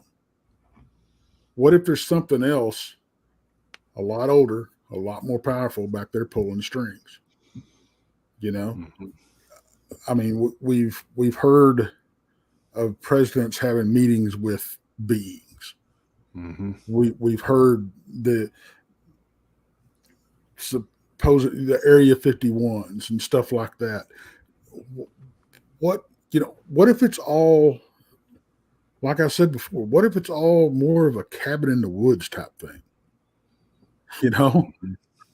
You may have to explain that for people who've never seen the movie, Tex. Yeah, I need to go back. Everybody keeps telling me about this, and I've read the synopsis, but I haven't seen. So it's okay.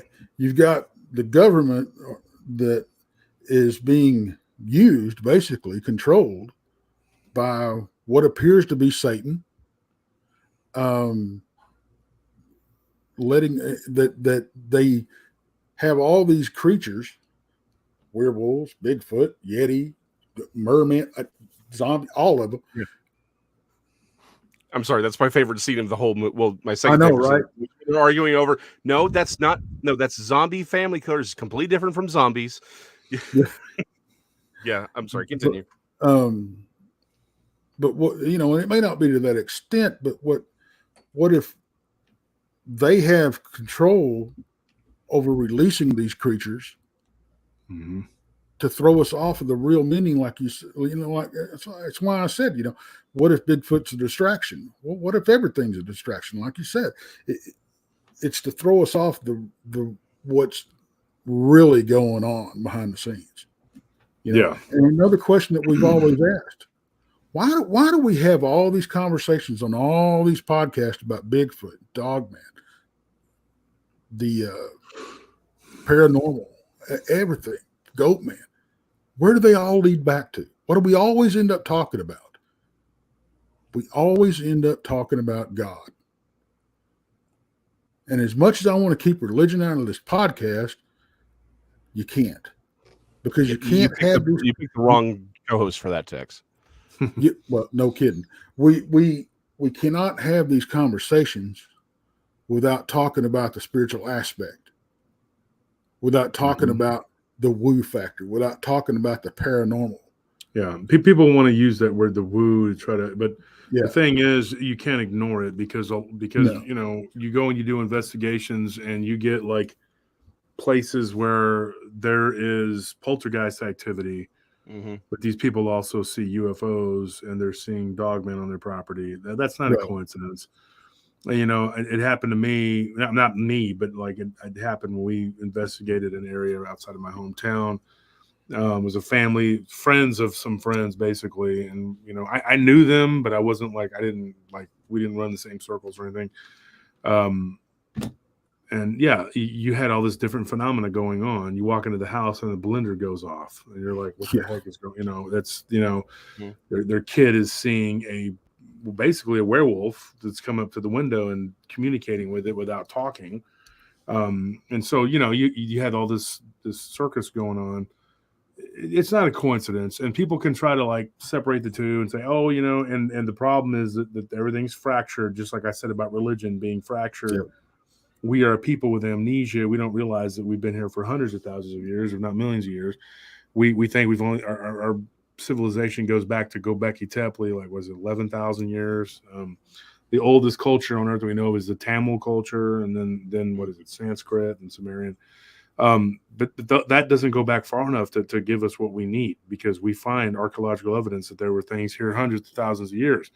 So when you take all that and you try to compress it, people don't like it. They want it to be compartmentalized. This is alien abduction. This is ghosts, and not even ghosts are not even the same as demons. That's something different. You know, they gotta get it compartmentalized even further. And then there's Dogman, and then there's Bigfoot, and they're not the same, and they're not the, you know, and then you have the Goatman phenomenon, you know. So you have quote unquote cryptids that people call cryptids, and then you have, which I don't think these things are really cryptids. I mean, that's it's not really a correct term, but there's so much compartmentalization of it that you can never fully like get to the bottom of what the heck is going on, because it's gotten so convoluted. Because if you don't get together, now here's the thing. I was talking to somebody the other day. A friend of mine is a researcher in the UK. They have fairies. Yeah, they have the fae. And they believe in them very strongly. Like if you're British, and I don't mean just British, I mean like if you're from Northern Ireland, Wales, Scotland, or England, if you're one of those places, you're very familiar with the fairies. Now, you go up to the Scandinavian countries. Okay, let's start with Denmark, and then you have Norway, Sweden. You're the same culture basically, and they have gnomes. Yeah. In the Mexican culture, you have duende. Yeah. And then there was even one called duarte. I mean, there's all these different types of, but they're all the same. They kind of function and do the same thing. And then they have, in Sweden in particular, the trolls. They have these trolls, you know, and those are bigger species of whatever. Now, if you look at these different types of creatures, and then you go to the Arabian culture, you know, and I don't mean Islam, because a lot of people think that Islam is the Arabian culture. No, Islam came around in the 600s. The Arabs were doing and much older. They had their beliefs long before Islam came, and they believed in the jinn, and they believe in these whirling dervish spirits that inhabit certain areas, and there's all these different types. And they will even say that the jinn have neighbors, just like we have neighbors. In other words, what I gathered from that is not just a neighbor in another dimension, but like there's the jinn, their culture, but then their neighbors would be like the fairies and the gnomes and the trolls and the whatever. And the jinn had their own different types of species, and they had their own everything. But they exist. They're all part of what I believe to be what. And I'm not 100% about this, but like the Nephilim, when they were destroyed in the physical form, you know, about the flood, you know, antediluvian world was much different than after the deluge. So, you know, you look at what transpired, like it says in the book of Enoch, they will become evil spirits for all time. So they have their own culture, their own whatever, and they are like a fallen species, but they are all spirits. But they have something that we don't. They're made of smokeless flame. And when you think about that, and you know, it says that they're made of smokeless flame in the Quran. You're thinking like, what could produce light without a smoke? Plasma. Yeah. A lot of hauntings involve a type of goo, like a ectoplasm, as they call it in Ghostbusters. And the term kind of stuck. But I have actually had people tell me that. I've even had people say, what do you think this is? They send me a picture, and I'm going like, I don't really know, you know, but I mean, they're telling me that it's some sort of ectoplasm. It looks like somebody could have just blown snot, you know, but I mean, it happens quite a bit. And I was in a house with a friend of mine, which I got kind of drugged to this. I didn't really want to, I don't like going into places because I don't want something to try to attach itself to me. Yeah. And this woman showed me, she's like, look at this weird pink, slimy looking stuff that's coming down on the wall, whatever. I mean, I didn't want to touch it. I saw it. It was kind of beating up, you know. I think that was probably about 2012, probably about 10 years ago. You know, and it was the only time I'd ever really seen it with my own eyes. But I did live in a house that had activity, and I had a couple of roommates at different times that claimed to have had something on them, some sort of like, you know, something, you know. Nothing ever happened to me like that, thank goodness. But I do wonder about that, because plasma could be the source, you know, that could be it. I mean, you know, that could be what they're made of. Like when they're in their physical form, and then they can take whatever shape, you know, and of course supposedly they can deceive us. Our eyes can't process it, you know, and so they can hide. They live at a right angle from a right angle. That's what it says. So you're sitting here going like, okay, we're dealing with something that we can't see. They're from the fourth density, which is I've been told that before by different people. And of course, you were talking about remote viewers. Remote viewers have told me different things, and psychics told me different things. The fourth density, we're in the third, you know, we're in 3D, third dimension. These are fourth dimension, fourth density. And I don't mean the man-made concept of the fourth dimension is time. No, what I mean is like, they actually have another like parallel realm that they exist, and they can see us, but we can't see them. They, you know, it's like a two-dimensional character. You can see everything this two-dimensional character is doing. It can't hide anything. If it goes and tries to put something in a box, well, it's two-dimensional, and I saw you do it. They can see us, and they can perceive us, but we can't perceive them. And I think it's meant to be that way, because I think we're on a lower density. They're closer to us than, say, like the angelic realm. They're like on a 7th level density, whatever. But you look at it, what we can perceive every now and then, we catch glimpses of it. So it's like, you know, living in an aquarium. The fish can kind of see you, you know, it knows you're there, but it's not hyper aware, you know. Whereas like that's kind of how we are. We know they're there, but some people are so unaware and so unawake that they don't even perceive that they're there. They're like, oh, I don't believe in that.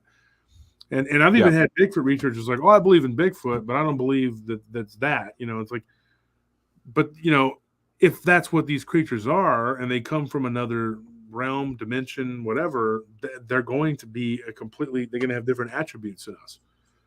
And they don't even have to be hyper intelligent. They just exist, you know. That's like I was talking to Jason the other day, and well, I'll say the other day, it's been several months ago. I think maybe a couple of years. But it was my problem with organized churches, religion type thing. Okay. You go to these churches. Let's just stick with Christianity. You go to these Christian churches and they ask you to believe in a supernatural being. They ask you to believe that he raised someone from the dead. But when you start talking about other supernatural entities, they don't want to have a conversation about it. Those don't exist. Well, you can't have your cake and eat it too, you know? And that's the problem I have. You cannot close this supernatural paranormal world off like that. You can't, like you said earlier, you can't compartmentalize it. There's just too much stuff out there. And I know for a long time we were going, okay, well, we got this big old Bigfoot box and we're stuffing all this stuff inside of it, you know? All this stuff we got in this little Bigfoot box that everybody's calling Bigfoot ain't all Bigfoot, you know? Because Jason, what is it that you said? You take somebody that tells you, hey, I was out in the woods, I saw this big, dark, 8-foot shadow with glowing red eyes. Oh my gosh, you saw a Bigfoot. And you get somebody else there. I saw this big, dark, 8-foot shadow with glowing red eyes in my bedroom. Oh, you saw a demon. The only thing that changes is relative to the person. Yeah. The only thing that changes is the environment. They're seeing the same thing. But if it's in the woods, it has to be a flesh and blood creature. If it's in your house, right? And that just ain't right, because I've seen what I feel are the physical creatures. I've seen and dealt with what is not a physical creature, and they're in the same environment. What do you do with that? Well, and I think the physical creatures could also be part of the greater whole too. Like, I mean, I think that these things can, like Linda Godfrey, as her career progressed, you know, she's a very good friend of mine. I've spoken to her many times. And when she and me were having a conversation, and I think we were actually it might have been one of the last conversations I had with her. It was Barton Nunley, and we were talking about these, the ability that these things have. And she was always very adamant, and she's been very adamant that these things could be physical while they were on our plane of existence. And like I've corresponded with Linda for over 10 years. And so I would say, you know, like when I was dealing with Vic, one of the things I didn't, then the falling out happened between me and him. Two different directions. Vic told me behind the scenes that a lot of the people that were giving him Dogman reports had been messing with different types of like Ouija boards. That was a big one. He said it was like his exact words were 90%. And at that time, his show was very much geared toward it's just physical. It's a physical creature, to the point where when I would come on the show, he would want me to dumb down the content, not talk about the physical aspects of the creatures. I mean, the metaphysical aspects of the creatures. And his exact words were, my audience is not going to understand that. They're not real smart. We're not going to, I mean, that's what he said. And maybe at that time he had conditioned them to be that way, or maybe the community just kind of was in that it was that way, it was in that direction. But reports I was getting from different people, you know, just were not, and I gave him witnesses too, man. Like a lot of people, and he did the same thing. It was like, yeah, well, we're not going to really talk about that, you know. So if there is a haunting going on, if there is UFOs involved, we're going to leave all that out. We're just going to talk about the flesh and blood encounters that happen with these creatures, because it was like he had a vested interest almost in making everyone believe that they were physical.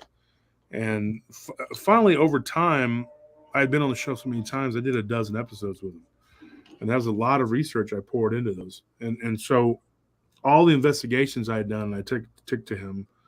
I started talking to him toward the later episodes, and which I think ended up on the 300th episode. Eventually, I did that one.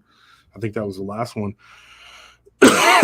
And I told him, I said, dude, I need to be able to talk about these things, or I can't do it.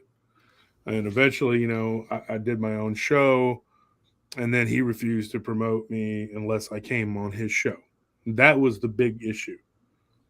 You know, then that led to some other stuff happening, and him making comments on the day my mom died, and then we're not friends. Just throwing that out there if anybody doesn't know, because some people do, and they think, you know, I don't care about that guy. I don't think about him one way or the other. But I just don't share the same views because, or maybe I do. I guess I don't like the way he goes about it. Let's put it that way. Does that make sense?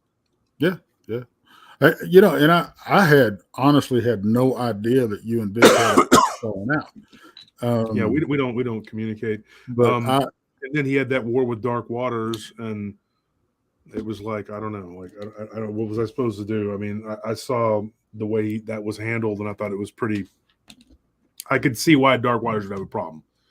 You know what I mean? I could see that. So I was like, that was just a big mess, and so I try to stay out of it. But when I got attacked, you know, and all that, you know, but a lot of it came down to like philosophical viewpoints. Like he knows, according to him, what these things are. Like he understands the nature of it. But he wasn't willing to put it out there because that's not going to get you good ratings. It's going to make, because it was the woo. You know what I mean? And he was very aware of that. And there were lots of cases that I went over with him that never made it to the show, to made it to the light of day, because like the thing with the Hernandez Ranch, there was a lot of stuff that I just had to take it upon myself to just not even bring to him at that point, because he was just going to be like, he was going to 86, he's going to veto it. I'm not going to let you talk about that because that takes it too far into the woo. So there's a marked difference in the Hernandez Ranch episodes on Dogman Encounters, and as opposed to my show, which is the updates, because I do get into the full aspects of what they call the woo, because that's what it is. There's hauntings. I don't think it can be ignored whatsoever. It's out there. No, I mean, it is what it is. And I consider Vic a friend. He's always been real kind to us, real kind to the channel, and we've never been drawn into any of that drama.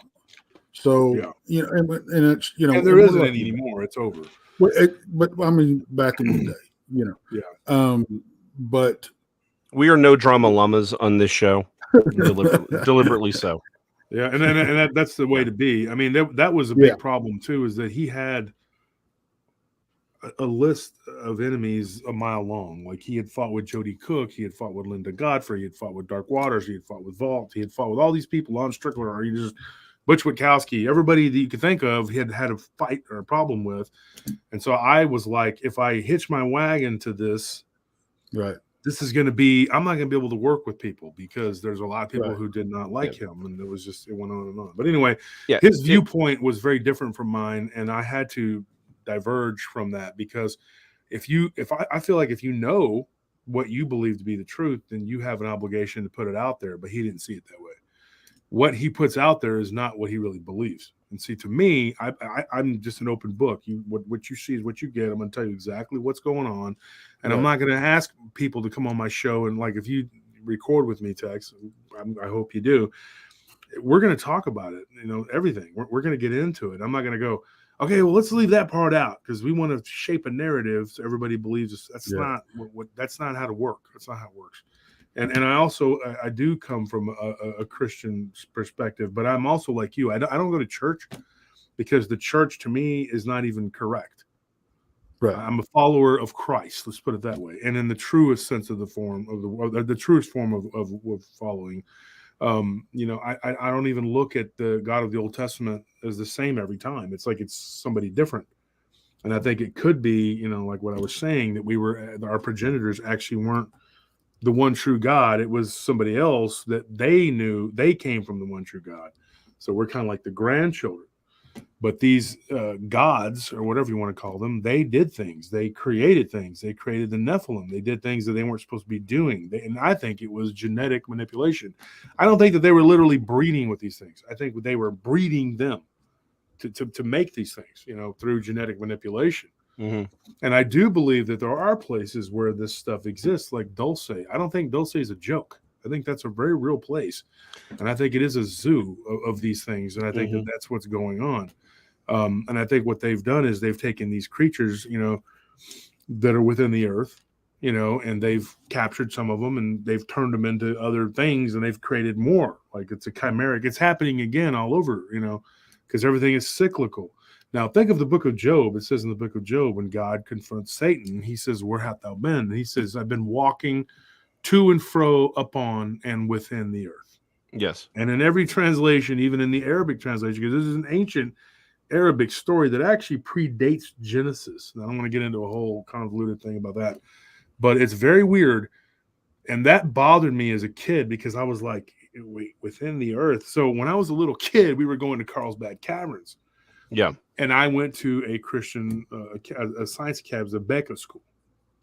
And I was very, precocious kid, kind of studious. And I asked my dad, of course, he would get mad at my questions. He's an electrical engineer, he's a smart guy, but he's very physical, grounded in the physical, And I said, if Job, in the book of Job, it says that Satan walked in the earth. Do you think he could be in the caves? And my dad's like, shut up. The devil's not in the caves. And I'm like, well, where is he? It's like, yeah, you're a kid and you're asking this question. I think I was like 8, and I'm asking a question, And of course, my dad jumped all over me. That's what he always did. And I never could get any answers out of him because he didn't know the answers. So he just resorted to, brush me off and didn't ask. Yeah. But I thought about that, and it was scary because when I was walking around the caves, I kept thinking the devil walked around in these caves. Why I had that weird, as a child, you have these weird thoughts or whatever. But it does say that in the book of Job that he walked within the earth. And I always wondered about that. Like, why was that? Why is it that the fallen angels, not the rebellious angels, those two different things, the fallen angels, the 200 watchers, why were they chained up? Why are they in the earth? Yeah, as long as the earth shall endure. I mean, that's weird. They're within the earth. I mean, they're not up in the sky in some sort of, so when you start to think about that, where these things come from, and why they exist, I think there's reasons. I think we just haven't come to the right conclusions, because as a group, as a whole, we are fractured, and there's people who have voices and they're not using them. And there's other people that they just care about ratings and views and whatever. And that's not me. That's not my thing. I don't care about the whatever. I want to be able to do this, to have a platform to be able to lead people in the right direction. And maybe I'm not 100% correct, because I always tell people this is what, there's a theory. It's not necessarily what I believe. This is what I know that other people believe. And people can draw their own conclusions. But if it gets us closer to the truth of what we're looking at, that's, and for my own sake, because of what I saw when I was 15, if it gets us any closer to that, Well, we can't, and a lot of people do this. And me and Carrie Arnold has had this conversation a lot. And you cannot put your opinion out there as fact. Yeah, absolutely. And a lot of people do. Mm-hmm. I can't tell you how many times I've been told by so many people that, well, Bigfoot behaves this way. They do it this way. They do it this way. They do it this way. You don't know that for a fact. Mm-hmm. People are all different too. So would Bigfoot be? Mm-hmm. Right. You know what you experienced. You know what you saw. That doesn't mean that every last one of them does the same damn thing. Mm-hmm. Well, to push back even on that, it's like, you've interpreted what you saw. You don't actually know what it is that you saw. Yeah, you had an encounter, but as we keep saying, with the high strangeness of these creatures and phenomena, all you know is what you saw. You don't really know what it was. You don't know what its agenda was. Mm-hmm. If it had an agenda, you don't know any of these things, and yet we create these very elaborate rubrics of this is what they are, and we speak with ontological certitude when there is nothing there. We don't have the facts. We don't have the details, and again, tying it, all this ties into again what we talked about last week. What we're going to talk about next on Wednesday's show. It seems like it's designed to create confusion and chaos, and so that we actually become ideologically subverted. That's the entire idea, and as long as everyone has their ideas set in stone as to what everything is, we're never going to talk. We're never going to be able to come to a meeting of the minds. That's one of the reasons we have the channel. We want to hear the opinions. Exactly. So because I use the metaphor all the time. Imagine you have two people sitting at the table. They all have half the puzzle. They each have half the puzzle, but they only put the pieces on the table that they want to be on the table. That's right. You're never going to finish that because they're holding pieces back, the pieces they don't want to talk about, the pieces that they don't like. Well, then you can, and the problem is you only have half the information on the table. It's completely disjointed, and everyone's arguing as if they know what the image is. How about we get all the pieces on the table first, then have a discussion? But we don't want to do it that way because, again, going back to the idea, what if this entire thing is designed to be confusing so that we never actually realize what's happening? Well, and talking about the community, the main problem we have in the community is ego. Mm-hmm. And there's a lot of it. There is, and there's some super egos. I mean, out there. But that being said, you have to have some level of ego to even do what we do. Yeah. Well, yeah. So, you're building an audience. You have to to get people to listen to you. You have to have some sort of pet personality or something, But there's people out there with legitimate narcissistic, ego, and it's their way or their highway, and that's just not how it's got to be. We've got to come together and we've got to have conversations. If we don't, we're going to be right where we ain't going to get nowhere than we already have in the last 50 years, and that's absolutely stuck in the mud. Mm-hmm. And we're going to have that conversation with all these other beautiful people on another episode. Tex has to saunter off to sleep and get his beauty rest. Unfortunately, I need it. Yes, he does.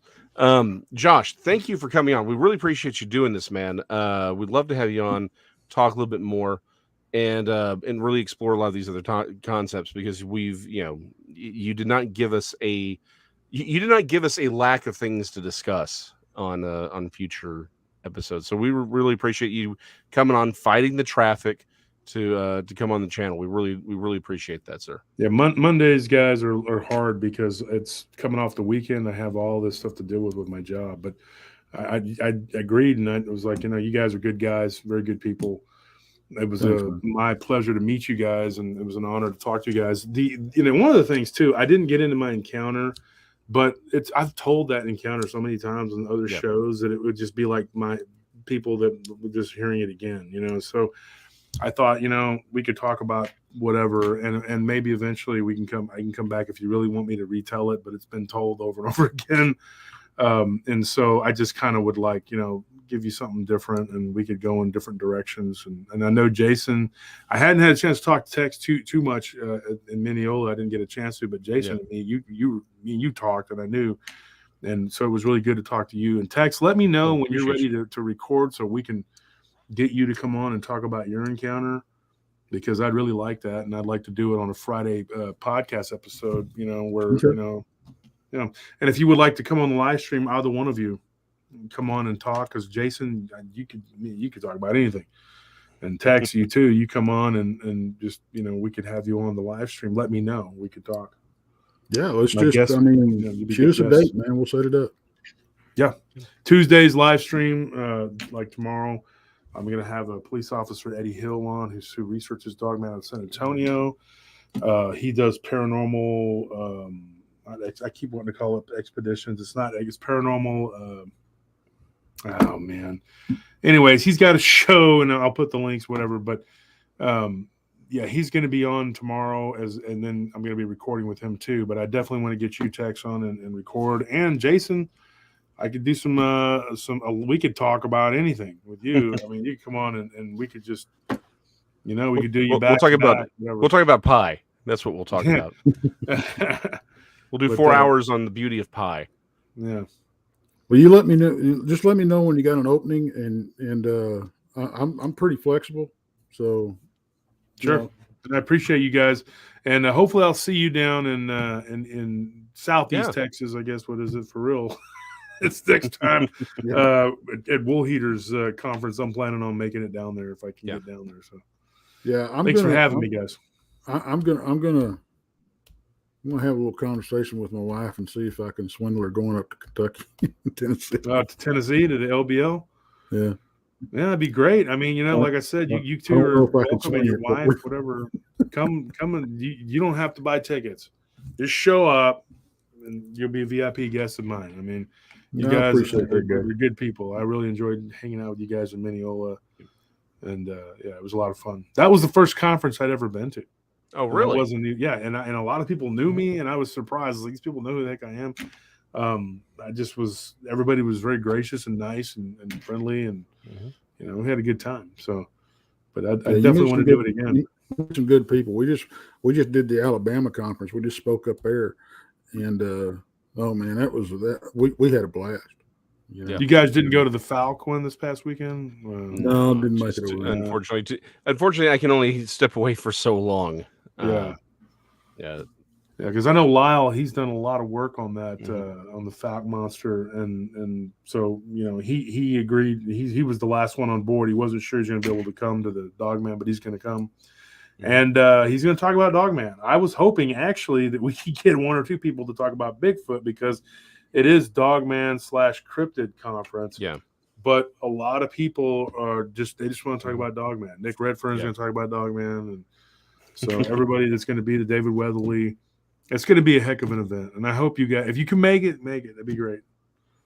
Oh, Jessica's going to be there. She says she'll be in Tennessee for that, so she'll say howdy. Cool. Well, thanks, guys. Hey, Josh, don't run off, okay? Okay. Guys, we will catch y'all Wednesday talking about. I asked this question before, and the answer is about 30 minutes long. So we're going to be talking about something that Jason wants to talk about, and it's ideological subversion and the Fortean community. Yes, there you go. So we will see y'all then. Y'all take care, and we'll catch you on the flip side.